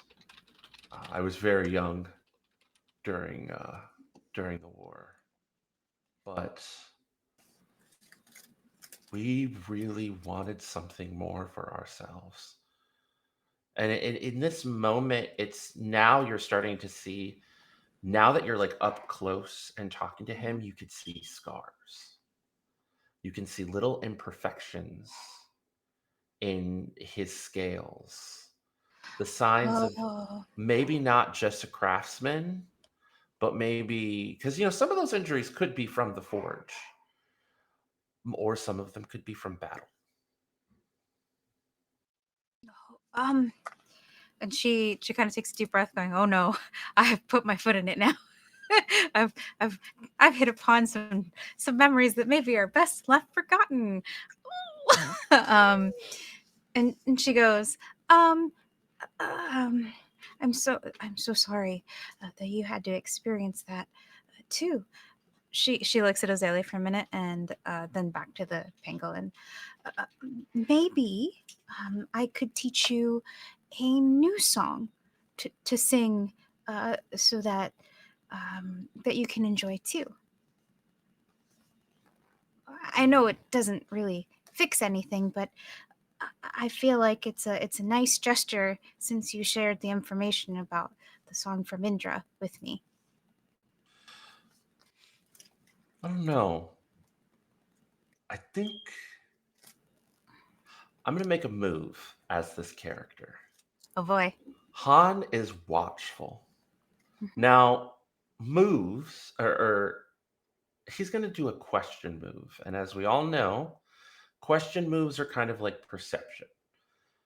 And they are always answered honestly, whether that is out loud in character or above table, and how we negotiate it, that knowledge is revealed in the fiction. Okay. Han is going to ask the question, what's that you're hiding? Oh, and I think, yeah. let's see. I would And his like intention is to figure out, like, what is this song to you? the song, the song from Indra we're referring to, correct? Yeah. Okay. Because there's two things here. Something that I can always do is give a song to those around me. So that's the thing I was trying to do. No, yeah, absolutely. The other thing I would like to do is gain a token to speak my true feelings on a subject. Absolutely. So, yes, absolutely. And she kind of reaches out for Azalea, and she doesn't like reach out for like a hand or anything. She just kind of reaches out the way that you might grab someone for comfort, like a little grab of the sleeve, just to like hold on to a comfort person in that nature, and says, "Well, that's just it. I'm not hiding anything. I'm so disconnected from the heritage that I have that I don't know these things that should be important to me. I don't know what is important, what shouldn't be as important, what or even what some things mean. They're valuable to me because they're pieces of me, but I don't really know how all of those pieces fit together. At least not yet. Sam's been really helpful, but at the end of the day, the things that are older than me and Sam, the people that we would rely on to teach us what those things mean, well, they didn't really do a very good job.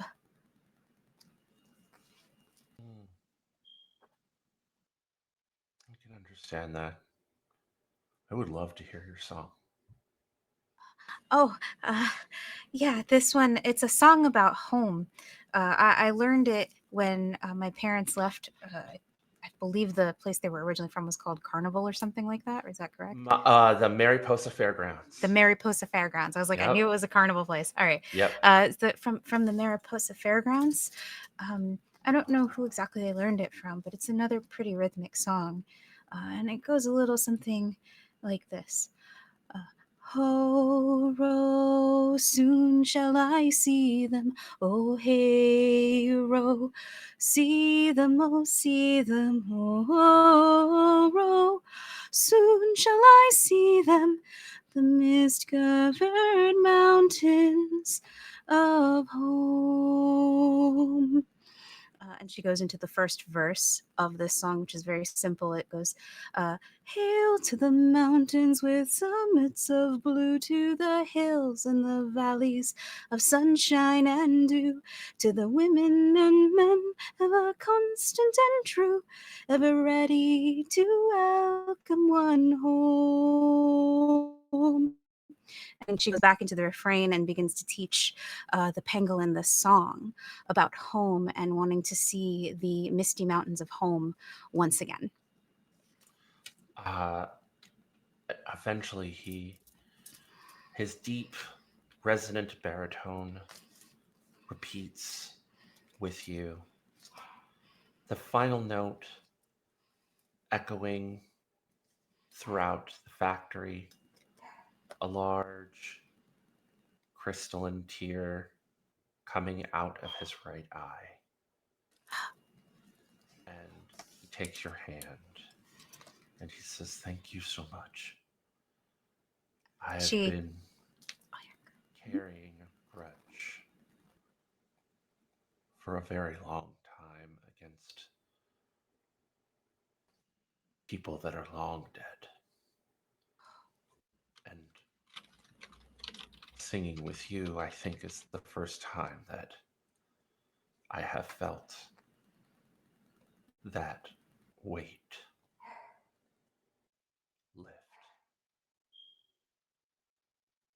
You are a very special person, Suriya. And I am glad that you have come to the Sunforge Refuge. The whistle goes off. This place is about to be filled with over-enthusiastic craftsmen and artisans. Here, take this. And he hands you like this little like glass coin. Ooh. Show this to Sharon. She runs a hostel in the square, and it will be considered a piece of barter for the purposes of picking out some of her wares. And all you and your friends will have to do is, ask for the hostel. Tell her that Han sent you. Yes, I will. She's so excited. She's like, this must be the Sharon that made a bracelet. Oh my God. And she, like when they shake hands, she does the thing where, like, sometimes when you shake hand, the person you're shaking hands with will clasp their other hand around it, like cradle it. Mm-hmm. She does that. And she's like, it was so lovely receptive to meet you. Yes. And then, sorry, please continue. My headphones slid. No. He just said, no, it was lovely to meet you as well. Yes, Azalea. Let's get going. We should probably look for Kovala and Sam. Yeah, they should be waiting for us. Yes, let's go get. I'm going to follow you because I need to get the people on the main floor. Right. Them into creative. Yeah, they should just be right outside waiting. So yeah, I would. So I think that's actually a kind of a cool little bit. I think maybe Sam and Kovala should be like right outside, just Unless you have something different. Well, no, the only I thing I would. wanted. Oh, sorry, go ahead. I was just gonna say I would like to be, standing outside, or if not, it's clear we're on our way up there. No. But I think you I should. want to say, Yeah. I want to say that Sam at least was down there until the whistle went off, and that it was that big jump into the air from the noise, run up the stairs. Just like Yes. I think when they get out, like when they finally clear like Hans out of earshot, Hans gone off to do his work. Suriya looks at Azalea and is like, "Oh, I really thought we were goners for a minute there. He was really big." Yeah, you really shouldn't run off by yourself. I don't know what I'd do if I didn't. You all are my traveling group. I don't know what I'd do if I lost one of you. Oh, I'm sorry. I really was curious. I had to know where that song was coming from. You understand now, right? I understand, and I'm glad that everything worked out okay, and that the other two were just waiting for us and didn't wander off. Well, Sam's not really the wandering type. I would have expect Kovala to be like in the center of the city doing something crazy for sure. But as long as Sam's there, we're fine. Sweating and trying not to be breathing really hard from running up the stairs in the heat. Do we see you? Like, are you in eye shot now of us coming down the stairs? Because that would be perfect. I'm just saying. They're like I'm here. Yeah, like we just finished talking about you. They just like, oh, hey Sam, are you okay? Yes. Nothing to see here. Yes. Sorry that took a little while. But we all should be good now. So glad that we're all back together again. With no idea. Y'all had no idea. I will say that the temperature drops like almost like 10 degrees when you step outside of the factory, as you kind of feel, that Gatling cooler evening, because it's later in the afternoon now, kind of creeping in. It's not quite, sun's still high in the sky, but that forge was something else when it came to the heat. Kovala seemed, or not Kovala. Sorry, I was thinking of Kovala, but not the first, but for a different reason. Suriya, when they walk out of this heated forge, the heat hadn't really bothered her. It isn't until they get out and we sort of get that Gatling breeze that she kind of shudders and sort of shakes like something invisible off. It's not because like she's really cold. It's kind of like how you go from like like when you're taking a shower and your hot water goes cold and you're like kind of like that. Yeah. It's a whole thing. Mm-hmm. And so where do you guys go next? You guys head back into like the square where like all the different like artisan shops and things are, where the where do we want to go?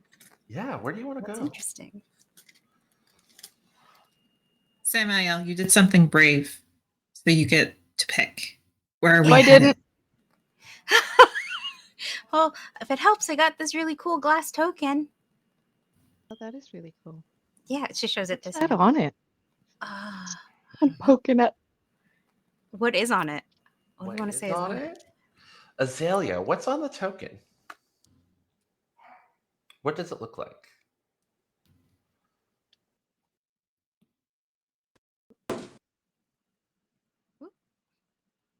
Uh-oh. A little noise there. Background noise, that's fine. Azalea's trying to unmute and the music. Yeah, I am. I think it's like a really simple flame. Oh, it's a little fire. Oh, I love that. Like a little fire. Yes. Yeah, like a pictograph fire. I love that. Can, little. can the little fire have eyes?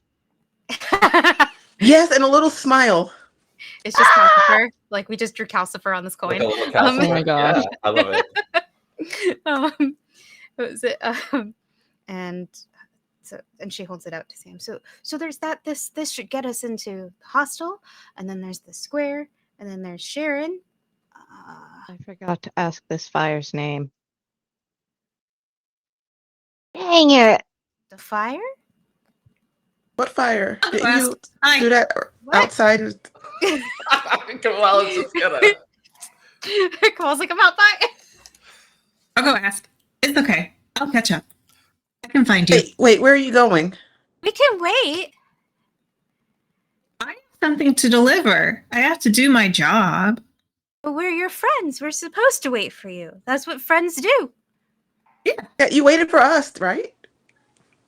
Yes. Bye.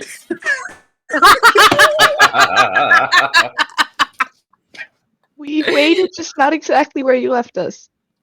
I mean, you didn't die, so there's that. No. Why would we have done that? I don't know. Kovala, Yeah, it's as you kinda hot down there. re-enter the forge, you're just gonna have to kind of duck and dodge between a whole bunch of people that are just like crafting and forging and weaving, and you go back down the spiral staircase, and there's a bunch of people down here just like moving stuff around, feeding coal, and then you see that massive pangolin next to the big fire, taking a sword and like breaking it like off the hilt, using like various tools and such, and prying it off and turning this what was once like a long sword into the beginnings of a plowshare. And he just sort of looks at you and he's like, "Oh, Moth-Tender, do you have a message for me?" Actually, I have a question and an offer and a thank you. Those all sound like great things. Mhm. I'll have an answer, a counter offer, and a you're welcome. Okay. Question. What is the big fire spirit's name? Oh,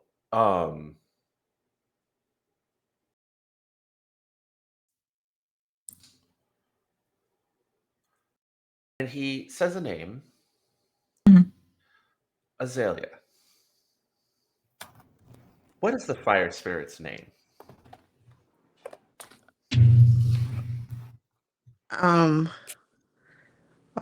Reynard. That's a good one.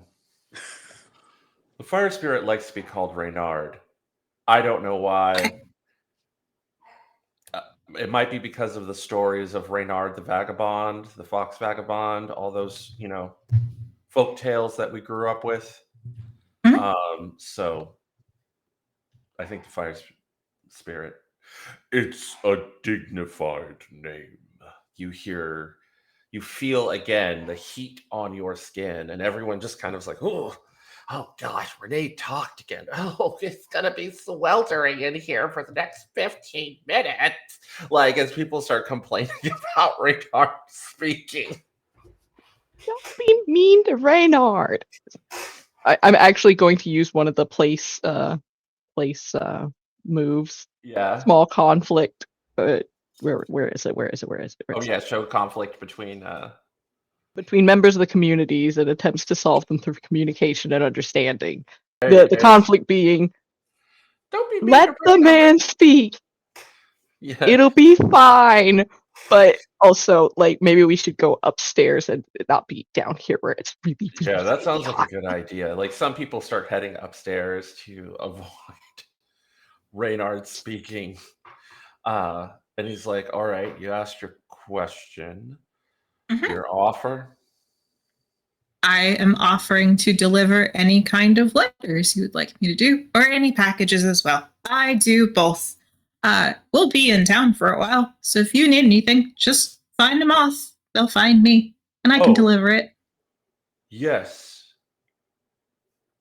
Before you head off, I do have a letter. I have a letter upstairs. There's some artisans over at the Four Quarters Collegium that I would like you to deliver some letters to. Take your time. My office is upstairs. Before you leave, please stop by and I will get them to you. Absolutely. And Thank you. Yeah. You should thank Reynard with offerings of not just coal, but also like something special. because Reynard works hard to help with the crafting. Huh.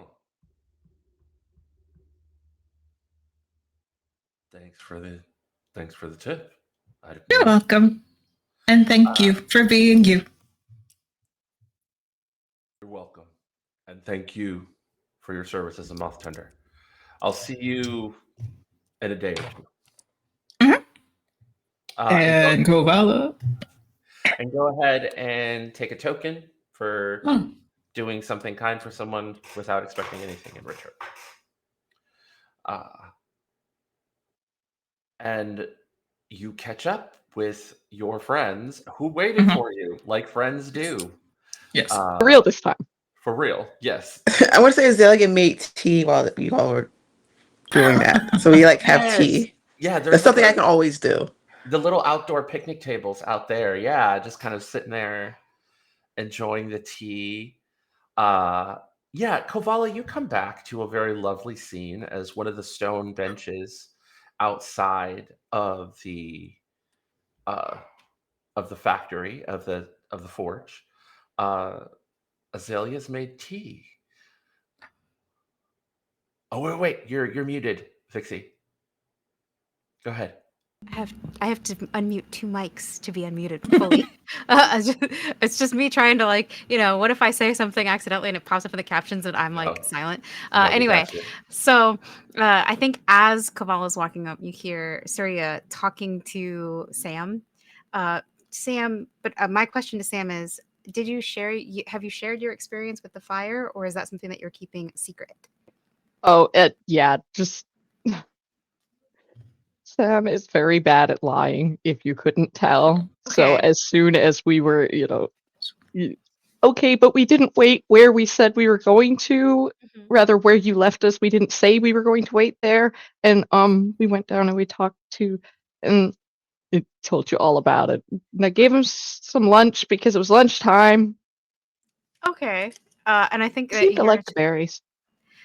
I think Suriya's response is, well, fire is actually very nice. It's in addition to being a force of destruction, it's also warmth and light and illumination and things like that. So I think you were very kind in offering it sustenance. But I imagine that must have been a little bit intimidating for you. That part wasn't so bad. The room's kind of scary. There's only stairs. They go down, and the only light is the forge, and it's just deep. It's just deep. Well, sometimes Okay. we have to go through great darkness before we find our own light. So I understand that there's lots of wonderful, fun things for us to do out here, but we should communicate with each other when we decide to leave. But I didn't go alone. I took Kovala. We were together. That's very good that you didn't go alone. We really shouldn't go off alone, but we should let each other know. Can we do that, please? Yes. Azalea, take a Try. token for communicating your true feelings on a matter. We got gentle parented now. Kovala, you roll up on the scene right as Azalea offering her incredibly important lecture about communication. Kovala just goes straight to Samael with a piece of parchment split in half again, with the name Reynard on it. And it's just like, here you go. So you can't forget. I also need to come back here to pick up letters. Can I help? Yeah.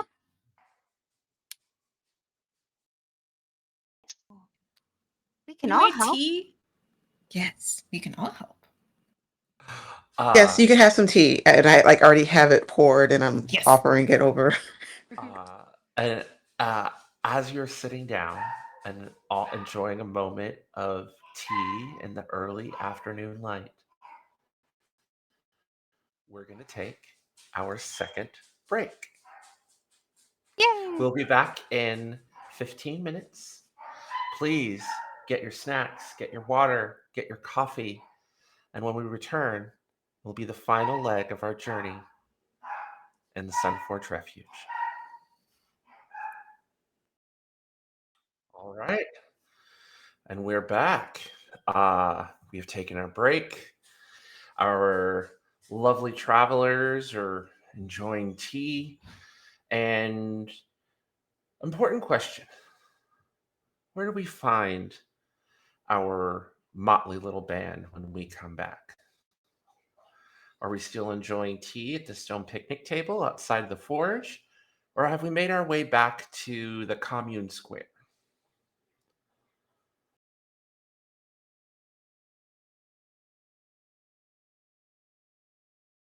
I think we might still be having tea, but wrapping up. Okay. Yeah, I think Azalea would have tried to make sure we all kind of shared the two different journeys that happened while we were here. Okay. Yes. Yeah. Everybody got kind of got caught up over tea and cookies, and that way we can just kind of everyone just goes fresh in having known everything that happened when you visited the Sunforge. Don't mind me, gotta have my iced coffee. Yeah, I think like if they're wrapping up, maybe Suriya is playing tag with one of Kovala's moths, and it's just a very silly like trying to grab it but not actually grabbing it in a way that's harmful or hurtful. Like I'm gonna tag you, I'm gonna get you, kind of a thing. Take a token for describing a small moment of beauty. Yay! Do you want to know the moth that you're playing tag with's name? Yes, please. That would be so good. The name is Aerodynamic, but everyone calls them Arrow. Arrow! I love that. While Arrow is playing tag, Lieutenant is getting possibly more sweet water than was initially bargained for, but also your boss is not looking. A deal's a deal. Deal. And then Lieutenant's nickname is Lou. Or Louie. Louie. God. Real friendly. I'm mothing over here. Low way. Low way. I love it. I love it. I love it. I love it. So far we have Lieutenant, and then what's the other moth is Louis? Aerodynamic. Aerodynamic. Arrow Love for it. short. Yes. So it's Lou or Louie and then Arrow. But they all of the moths have like these long names because it's just Kovala picking the biggest words they can read. Ugh. And she ends up naming the moth after one. I love it. I love it. I love it. You get everything cleaned up. Azalea, you get your tea kit kind of packed away in your little travel bag that you keep, which there's a little witchy magic there because the tea kit is actually quite bigger than your knapsack, but it just all seems to just perfectly fit in there without any issues. Can I say that it looks like she pulls out like a teapot, like it's just a little tiny teapot, and then suddenly it's all of these cups and every little plates and everything. Oh, I love that. I love that where it's a giant teapot and then you open it up and then it's yes. Take a token for describing a small moment of beauty. That is so neat. I love that. And then it just all packs back up into this teapot that you just put in your bag. That's great. That is so cool. And then you've cleaned everything up. Are we where to next? I think we have to pass through the square to get to the hostel. No, the hostel is from everything that you've been told. The hostel is at her glasswares shop. Okay. Which is the way the commune works is you have like the central square and all of the artisans all have like shops and living spaces surrounding the square. And there's more living quarters like further out. And then there's like a little path that leads you to the Sunforge proper. And then, of course, you're in the area, the break area with all the picnic tables and benches and things. So as you head back to the square, you would be going past like studios and homes and art installations and maybe some like smaller forges rather than the big massive factory forge. But yeah, no, from everything that you kind of have picked up from Ashton and from Han, and from any other locals, like if you ask any other locals, Sharon's shop is going to be in the square. Okay. You guys actually had to go past The Sharon's shop to get to. glasswares to get to the factory, to the forge proper. Is this the kind of place where stuff shuts down at like 5 p.m.? Nope. Okay, so stuff will be. No. So it's not like if we, let's say, like we went to the hostel and dropped our stuff, we could drop our stuff and go do stuff after. If we Yeah, wanted. absolutely. Yeah, if you wanted to. Yeah, no. Important This to is- note, 'cause some places are like, we close at 5 p.m. Nothing's Yeah. open. Oh, well. No. Not this. This is much more of like a commune / art. I mean, imagine, Vixie, imagine if you lived at Ren Fair. Oh, okay. Mm-hmm. It's a little bit more like that, if Gotcha. that makes sense. Like if people's, they didn't necessarily live in tents, but they lived in nice little homes behind the guild yard or behind their merchant stall. That's what it's more like, because everything is here. And then you have the gardens up front with the outer walls, which there's an implication of protection because they have all the converted mechas are up front doing the irrigation work. But if you recall, when you first arrived, those things are scary and it might deter the wrong kind of people. Not that there are a lot of the wrong kind of people in Haeth, but better safe than sorry. A lot of these people are refugees essentially from the war. So kill two birds with one stone, right? Have the big, huge, scary armored robot things out front, helping pick the crops and maybe scare away any bandits or riffraff that would try and bother people. Maybe make any would-be warlords or kings that might still be around think twice before messing with the kind people here. But that's enough of that lore dump. What are you guys doing? Guess dropping our stuff off. Yeah, okay. Yeah, that's I'm good with that if everyone else is good with that. Absolutely.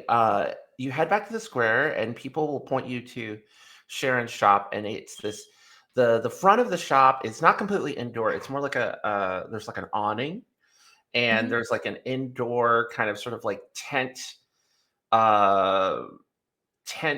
storefront hybrid. So it's like something more like you would see at a farmer's market. Where you could just sort of walk in, and then there's a wall to the right and a wall to the left and a wall to the back, and there's like a canvas roof, and then there's like tables, but you could just walk in from the outside. There's no like door, and there's like outside tables where you can see all of her jewelry. She's got glass like sun catchers hanging from the ceiling, all of these different display cases with like stained glass, like little I mentioned sun catchers before, but like stained glass, like actual like stained glass pieces and like circles and things, kinds you would hang on a wall or in front of your window. And then she has jewelry, like little like rows with the little busts, headless busts with the jewelry on it. And then she's got some that are under the case, stuff like the pin that you have, Azalea. She has like a bunch of them under like a glass case you can flip up, and they're all sticking out of felt. And she's got cute little there's no price tags because like Haeth doesn't really have a currency. It's mostly like barter or trade. There is some currency from the King of the Floating Mountain, but people take it not because it's from the King of the Floating Mountain. They take it because it's usually like gold or silver, which they can then melt down and use for crafting. So, and as you guys arrive at this like wonderful colorful glass stall, this raccoon woman comes out in a bright like blue, yellow, and orange caftan, and with like an amber like beaded necklace, and lovely like colorful like glass beaded like bracelets, and then she's got like stylized hummingbird glass earrings that she's wearing, and she's got just sort of like kind of wild, like purposefully wild hair. Like, she probably spent like, you know, hours with a brush and cocoa butter, like getting it to like set in the right place. But it's also like, like big and exciting, kind of like a Phyllis Diller vibe, and she just sort of emerges from a beaded curtain that leads to like what you assume is the hostel, the actual like building. And she's like, "Hello, I'm Sharon. Welcome to my glass shop. Such a pleasure to see you all." And she has like really warm, shining blue eyes. And she's like, "So, welcome. How may I be of service?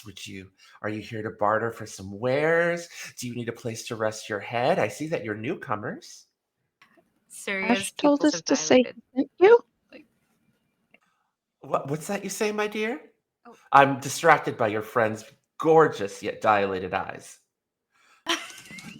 So shiny. That's like pretty much Suriya's whole vibe. This lady's very shiny. And it's super funny because, like, Samael does say, Ash told us to tell you that he'd sent us, Oh, but he too is just very much like, he wants to play with the sun catchers, he wants to play with some of the beaded things that might be dangling, things that could be used as wind chimes, maybe. Just yeah, like glass and Shiny chimes. things. distracted. So much shiny. And I think, yeah, yeah, go ahead. Suriya also holds out the glass charm, still like going shiny things like in her mind, like and like holds it out to Sharon and says, "Han sent us too, and said to give you this." My goodness, I guess I'm famous today. And like reaches out and takes the token. Is like, "Oh, well, Are you Madam not famous Moth-Tender." every day? Well, I guess I'm famous every day. Madam Moth-Tender, what was it that you said? I didn't say anything. Oh, I thought you did. Nope. But I can say something. Hello. Hello. Greetings. Miss Azalea. Hello. You came to the commune. It's so wonderful to see you. I haven't seen you since the Three Blessings Festival. How many years ago was that? Oh, I couldn't. 2 years, 7 months, and 12 days. Not that I'm counting. Well, I'm glad to see that you're still wearing my pin. It's so wonderful to see you all. Please, names. Obviously, you're here to stay at the hostel and get something nice from amongst my wares. Suriya's jaw hits the floor upon knowing Azalea knows Sharon. Like, this is like, you knew this celebrity the whole time. You didn't tell me. And like, and when the question is asked, she immediately goes, right, name, mine is Sam. No, that is not my No, name. that's my name. That's your name. My name's You can't have Suriya. my name. She's very Star Trek. She's like, sorry. You are such a delight. And your name is Sam. Samael. Samael, right. And Madam Moth-Tender, the name that you go by? Kovala. Kovala, such a pleasure. Oh, I'm so sorry. I didn't mean to presume your gender. What pronouns do you use, Moth-Tender? All of them. All of them. Oh, so I was All right of them. and wrong at the same Yes. time. Okay. Well. You cannot be wrong. You can only be right. Kovala is Kovala.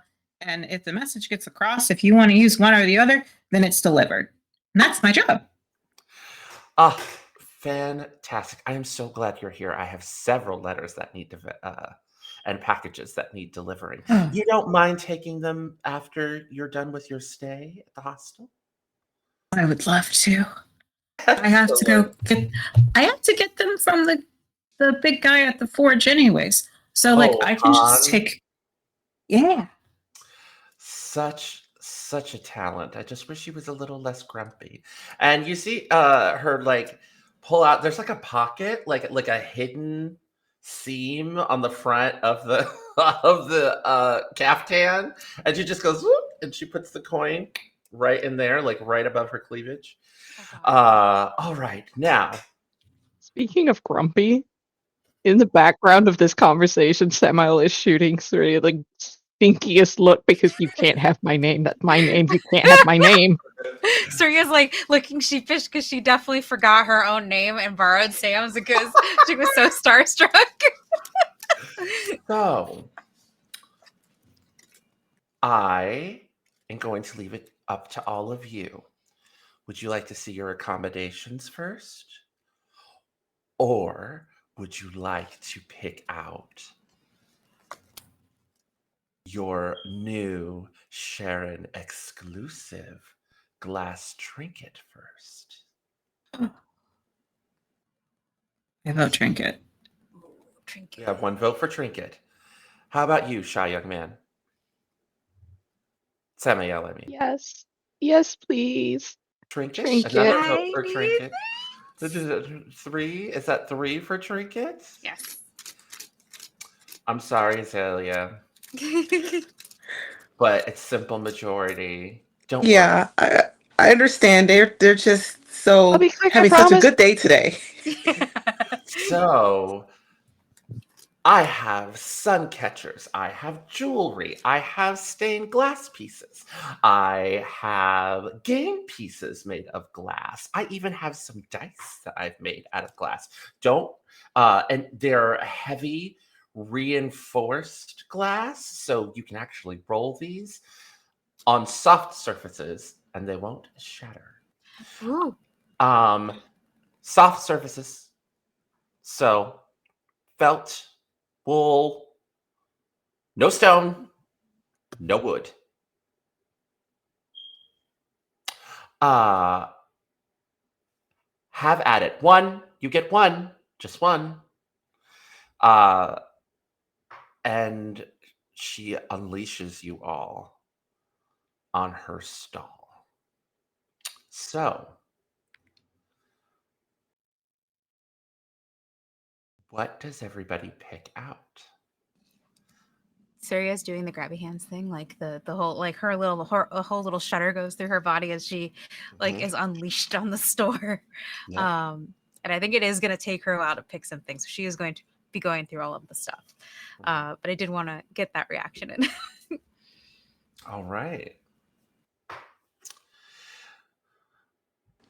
Azalea finds a really a hat pin that kind of goes with her cloak thing. You find a matching hat pin,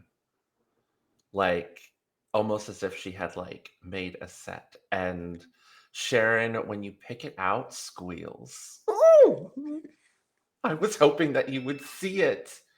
I've decided to do a whole flower themed series. Ooh, can I see the other pieces? Oh yes, come here over here. So she has purple orchids, wink. She has cherry blossoms. She has peach blossoms. She has a jasmine series, and it's hat pins and cloak pins that she Oh my has, gosh. and the little flowers are at the end. I was very, very inspired by the cloak pin, and actually, the hat pin that you found is the first thing that I made in this new series. Oh, it's perfect. It goes with my whole look. Absolutely. And as they're kind of, it's so wonderful to see you. And you have a whole band of friends. A certain someone was just here at the commune, Azalea, and she gets like a mischievous sparkle in her eye. You know, a certain black swan by the name of Kamal. He was here. Do you know where he was headed by any chance? No, he came through during Bright. He did the fortune telling thing that he always does, but he told me that if you came back for that hat pin, to let you know that he misses you very much. I'll keep an eye out for him. Well, Just to see an old friend. we are not the spring chickens that we used to be. No disrespect to chickens. But just know that in his travels, he still carries you in his heart.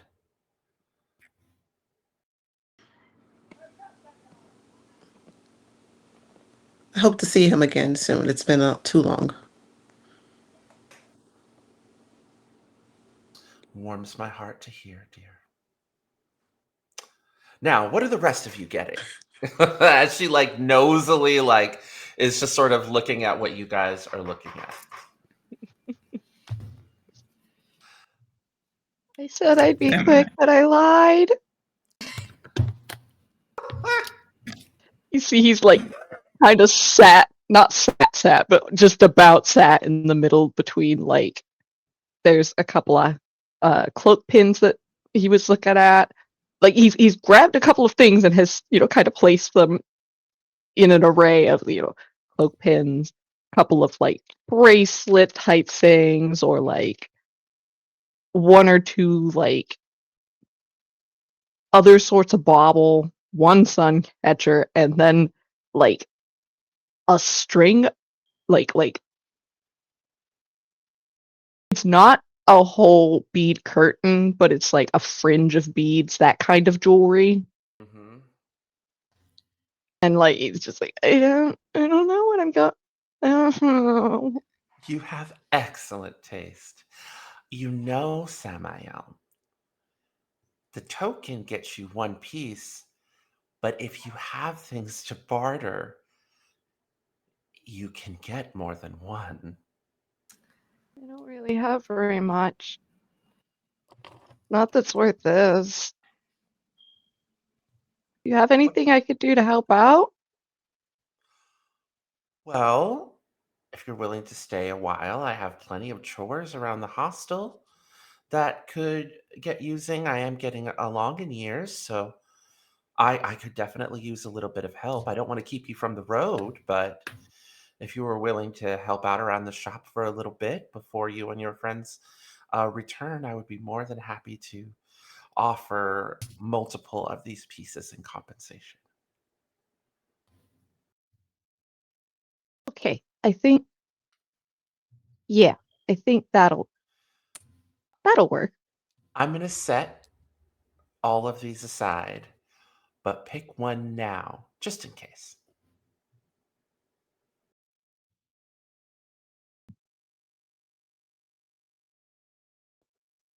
And I think what he does end up picking is the kind of bead necklace thing where it's a cascading beads.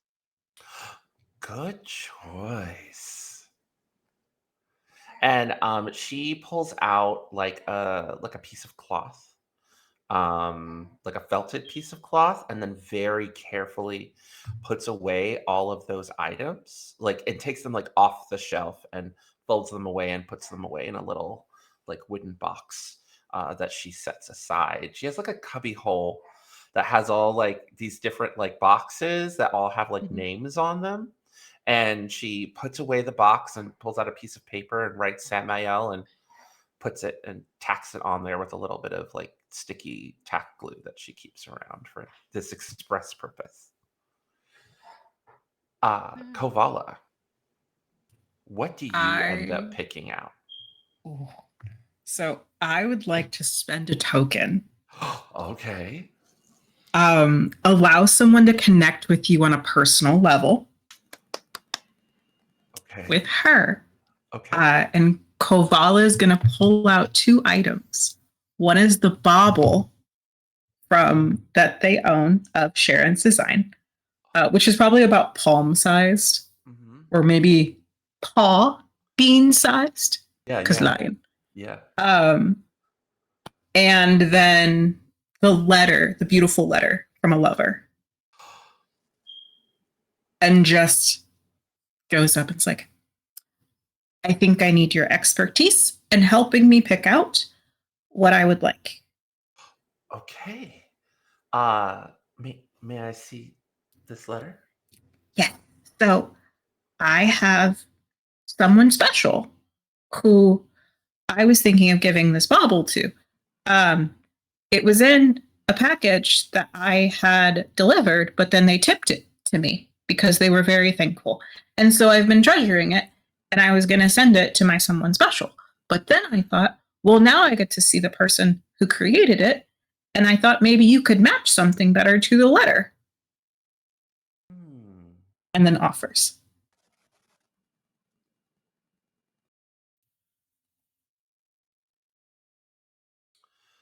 That is part of a set. And it has a companion. Follow me. And she takes you over to another bauble that's of similar shape, but a totally different color palette. And when you put them together, and she flips the bauble over and she puts it on, and you hold them together in the light, they combine. And as the last rays of the afternoon sunlight shine through these 2 combined baubles, what colors are blending together, Kovala?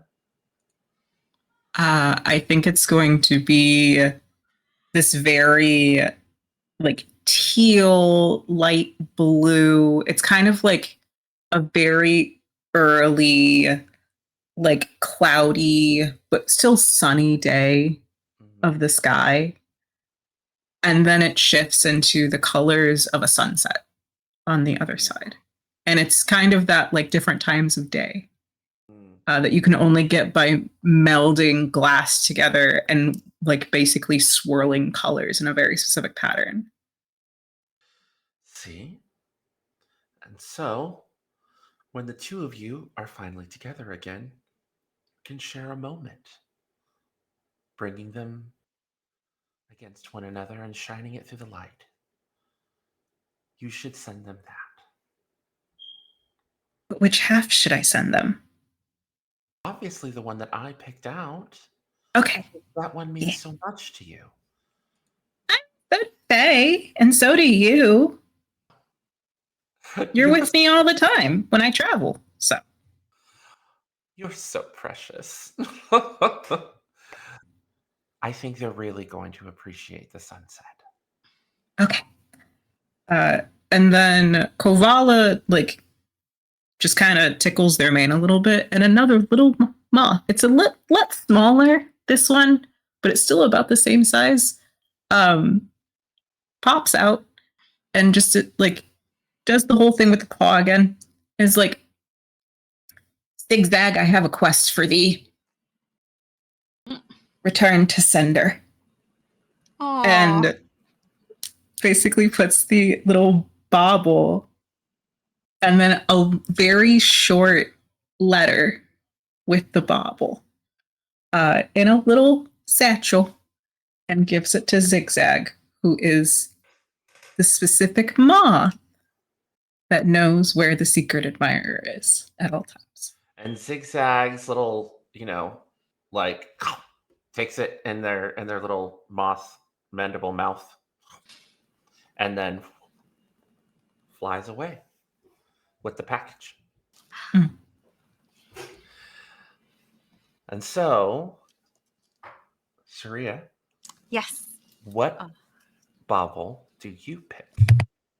Suriya has been scurrying around the shop, very inspecting everything carefully, and she has kind of found a section that's sort of clear of table and has spread four bracelets across it with beads in different colors. And she has her hands on her hips because she has triumphantly decided what she wants. And she...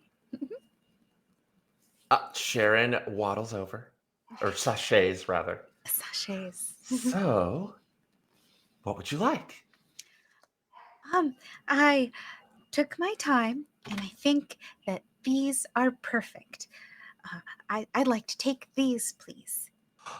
Wonderful. Do you have anything to trade for the others? Oh, right. We only get one piece. I, w- I would like to trade something, and I would like to also, out of character, spend one of my tokens to give something that has the potential to change someone fundamentally. Oh, what do you give her? And I think she kind of says, I don't really, I would like to give a performance, if that's Oh, okay. that would be lovely. I can do some pretty interesting things with that, in addition to singing and dancing, like with fire, that you might find enlightening. I think That's that's a good word. wonderful. Yeah. You know, uh, let's go to my workshop, and we're gonna do a little smash cut to her fireproof Mm-hmm. workshop that she has, because she Mm-hmm. melts glass and things. It's very Mm-hmm. spacious. She's moved back some of the shelves and things. The floor is stone, Okay. and you guys all have benches, and you're all sort of sitting there, and she's just sitting in excitement, watching, and has asked uh and we're just gonna say Ashton is there with a drum, Mm-hmm. and Samael, you have an instrument with you? I don't remember if Samael plays an instrument. You have like a flute, right? I have a lute that it's You don't use. complicated. Yeah, It's I'm the one who complicated. has an instrument. You're the one that has an instrument. Yeah. I think I can Ashton sing has. though. Oh, I think we'll just stick with that. I think Ashton is off duty and has been enlisted to play his bodhran, his hand drum. Okay. Just a little accompaniment, dear, Oh, so you feel inspired. this isn't nerve-wracking at all. She was, Uh, yeah. So, um, but yeah, and she pulls out her fan, um, and as when the drum beat starts, is the forge lit? yes. Okay, perfect. When the drum beat starts, she begins her dance, and she slides her fan into the flames. And I would like to use my flame magic to Yes. create a mote of flame that sort of begins to dance with her.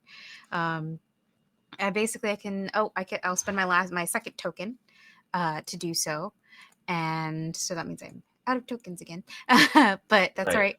I was a token worth well spent. I reach into a flame, cupping a mote of it in my hand. So I would like to flavor this a little differently. I'd like to have Absolutely. it slide on the fan and have the flame sort of dance with her to create a sort of luminescence that Oh. ends in her kissing the flame and having it kind of come to life. That the fire is friendly and luminescent, and will diligently follow any requests you make of it according to the book. So it's like she creates it. It knows the secret language of flames and fire and can always find its way back to safety. It only burns for an hour, at which point it becomes a small god of its own destiny and may choose its own path. And she sort of like the dance ends with her holding the flame in front of her, and she sort of speaks to it softly in its language of fire, in a language that only like they know. And what she asks it to do is to illuminate an aspect of Sharon's art that she may not have noticed before. and she lets it go, and it sort of floats over to Sharon and sort of spirals around her lazily. And it starts to glow, and then she starts, and then she just gasps. Oh, Suriya, thank you so much. Those bracelets. This is more valuable than 4 bracelets. I feel like I finally understand that there's more to what I do than just melting glass, jewels, and amber, and stones, and I meant to capture light. Your work is really incredible. And she bows with a flourish, like she has to finish the performance. So the performance is done now with her little flourished bow. So I thought this was only appropriate. It really was.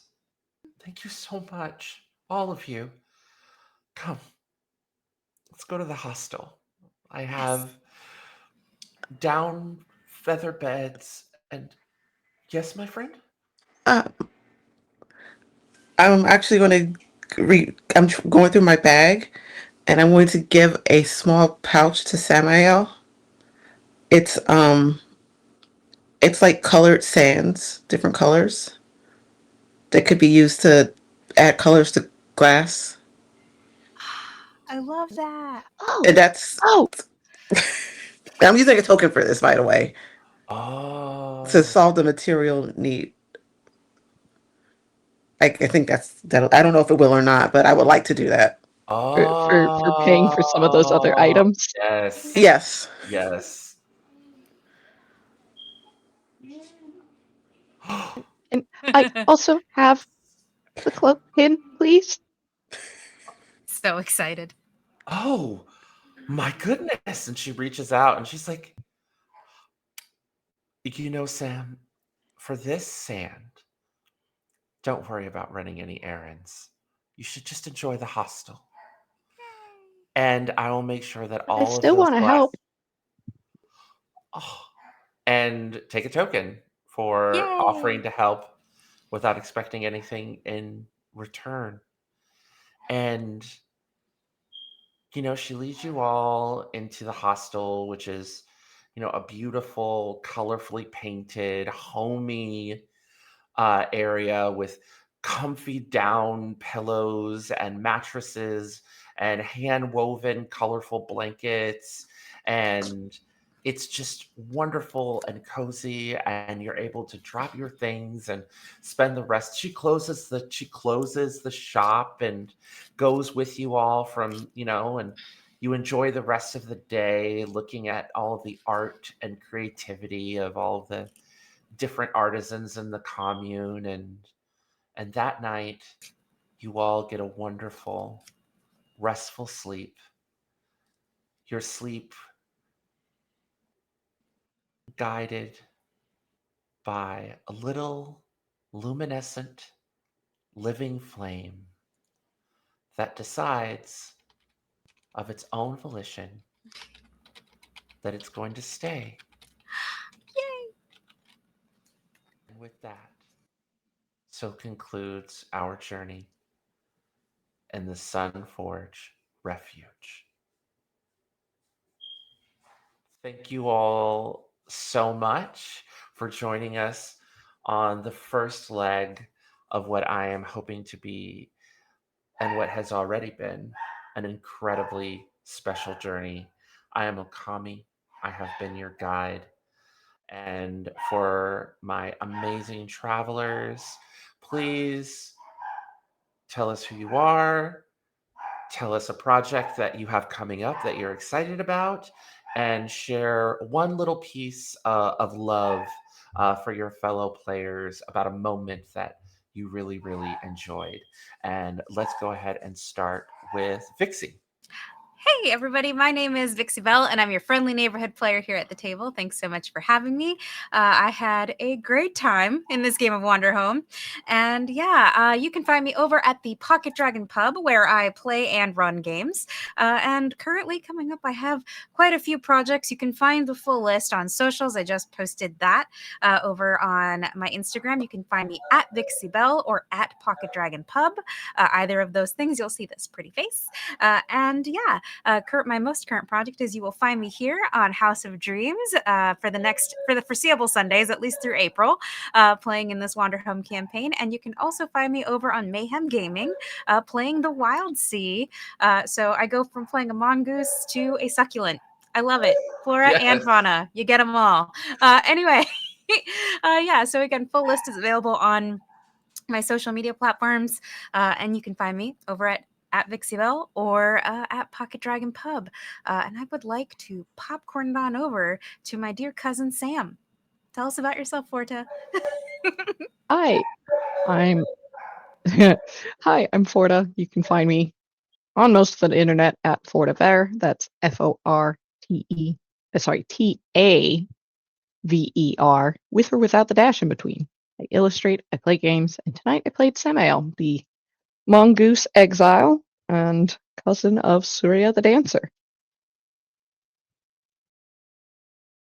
Yeah, commissions are open. If you heard that, go check me out on Blue Sky. We could chat. I'm gonna popcorn over to Janie, actually. Hi, I'm Janie. I played the Azalea, the Swan Witch. See, I remembered. I'm Janie Potts on Blue Sky, and I haven't really updated anything else very much. And right now, this is my project. I have some other stuff coming up after this is done, I think. And I need to popcorn it, right? I'm going to popcorn it to Diamond, right? Yes, I did it. Hiya. Yes. Hiya, I'm Miss Diamond, and since we're friends now, you can call me Diamond. I use they, she pronouns, and you have enjoyed, hopefully, meeting Kovala, the Moth-Tender, and all of Kovala's little moth friends. And if you enjoyed seeing me in this, please stick around for more of House of Dreams content. I do help Hector out with some things every now and again, but I'm happy to be a player finally. And you can find me everywhere at Madness Diamond. And something I am excited about is that today, actually, the Everbright Archive, which is a TTRPG anthology podcast found on all streaming platforms you'd like to listen to your podcasts for all your needs, just released episode 5, which is the part 2 of Pencils Down, Fists Up, where all of the teachers who have been isekai'd into the world of Phaedos are going through the training arc and wrapping up that battle. And you can find out what happened with the Harvester, who is an automaton who hits hard, like hit me hard specifically. What happens with the Harvester, and maybe a little bit of spice of romance also went down. So if you want to check that out, please do. I'm in that. I play Lysander Agni in the last story, which is a Fabula Ultima game run by the current champion of Bards, Sphinx Akasha. And then my Bard Sauna I play is Jemmy Horde, a manticore from my own personal world of Doradin. So if you'd like to check out that project, we also have a Discord server where you can keep tally marks of how many times my character claims not to be an arsonist. They are not, by the way. So, but that's me. You can find me everywhere at Madness Diamond. Are you sure, though? Are you positive? They're not an arsonist. They're just a fire dancer. They just really Okay. like fire. Yeah. And they're a bunny. Yay! All right, folks. Thank you so much for joining us. We will see you next Sunday, same time, as the road for this journey ever continues. Have a beautiful night. Night, night.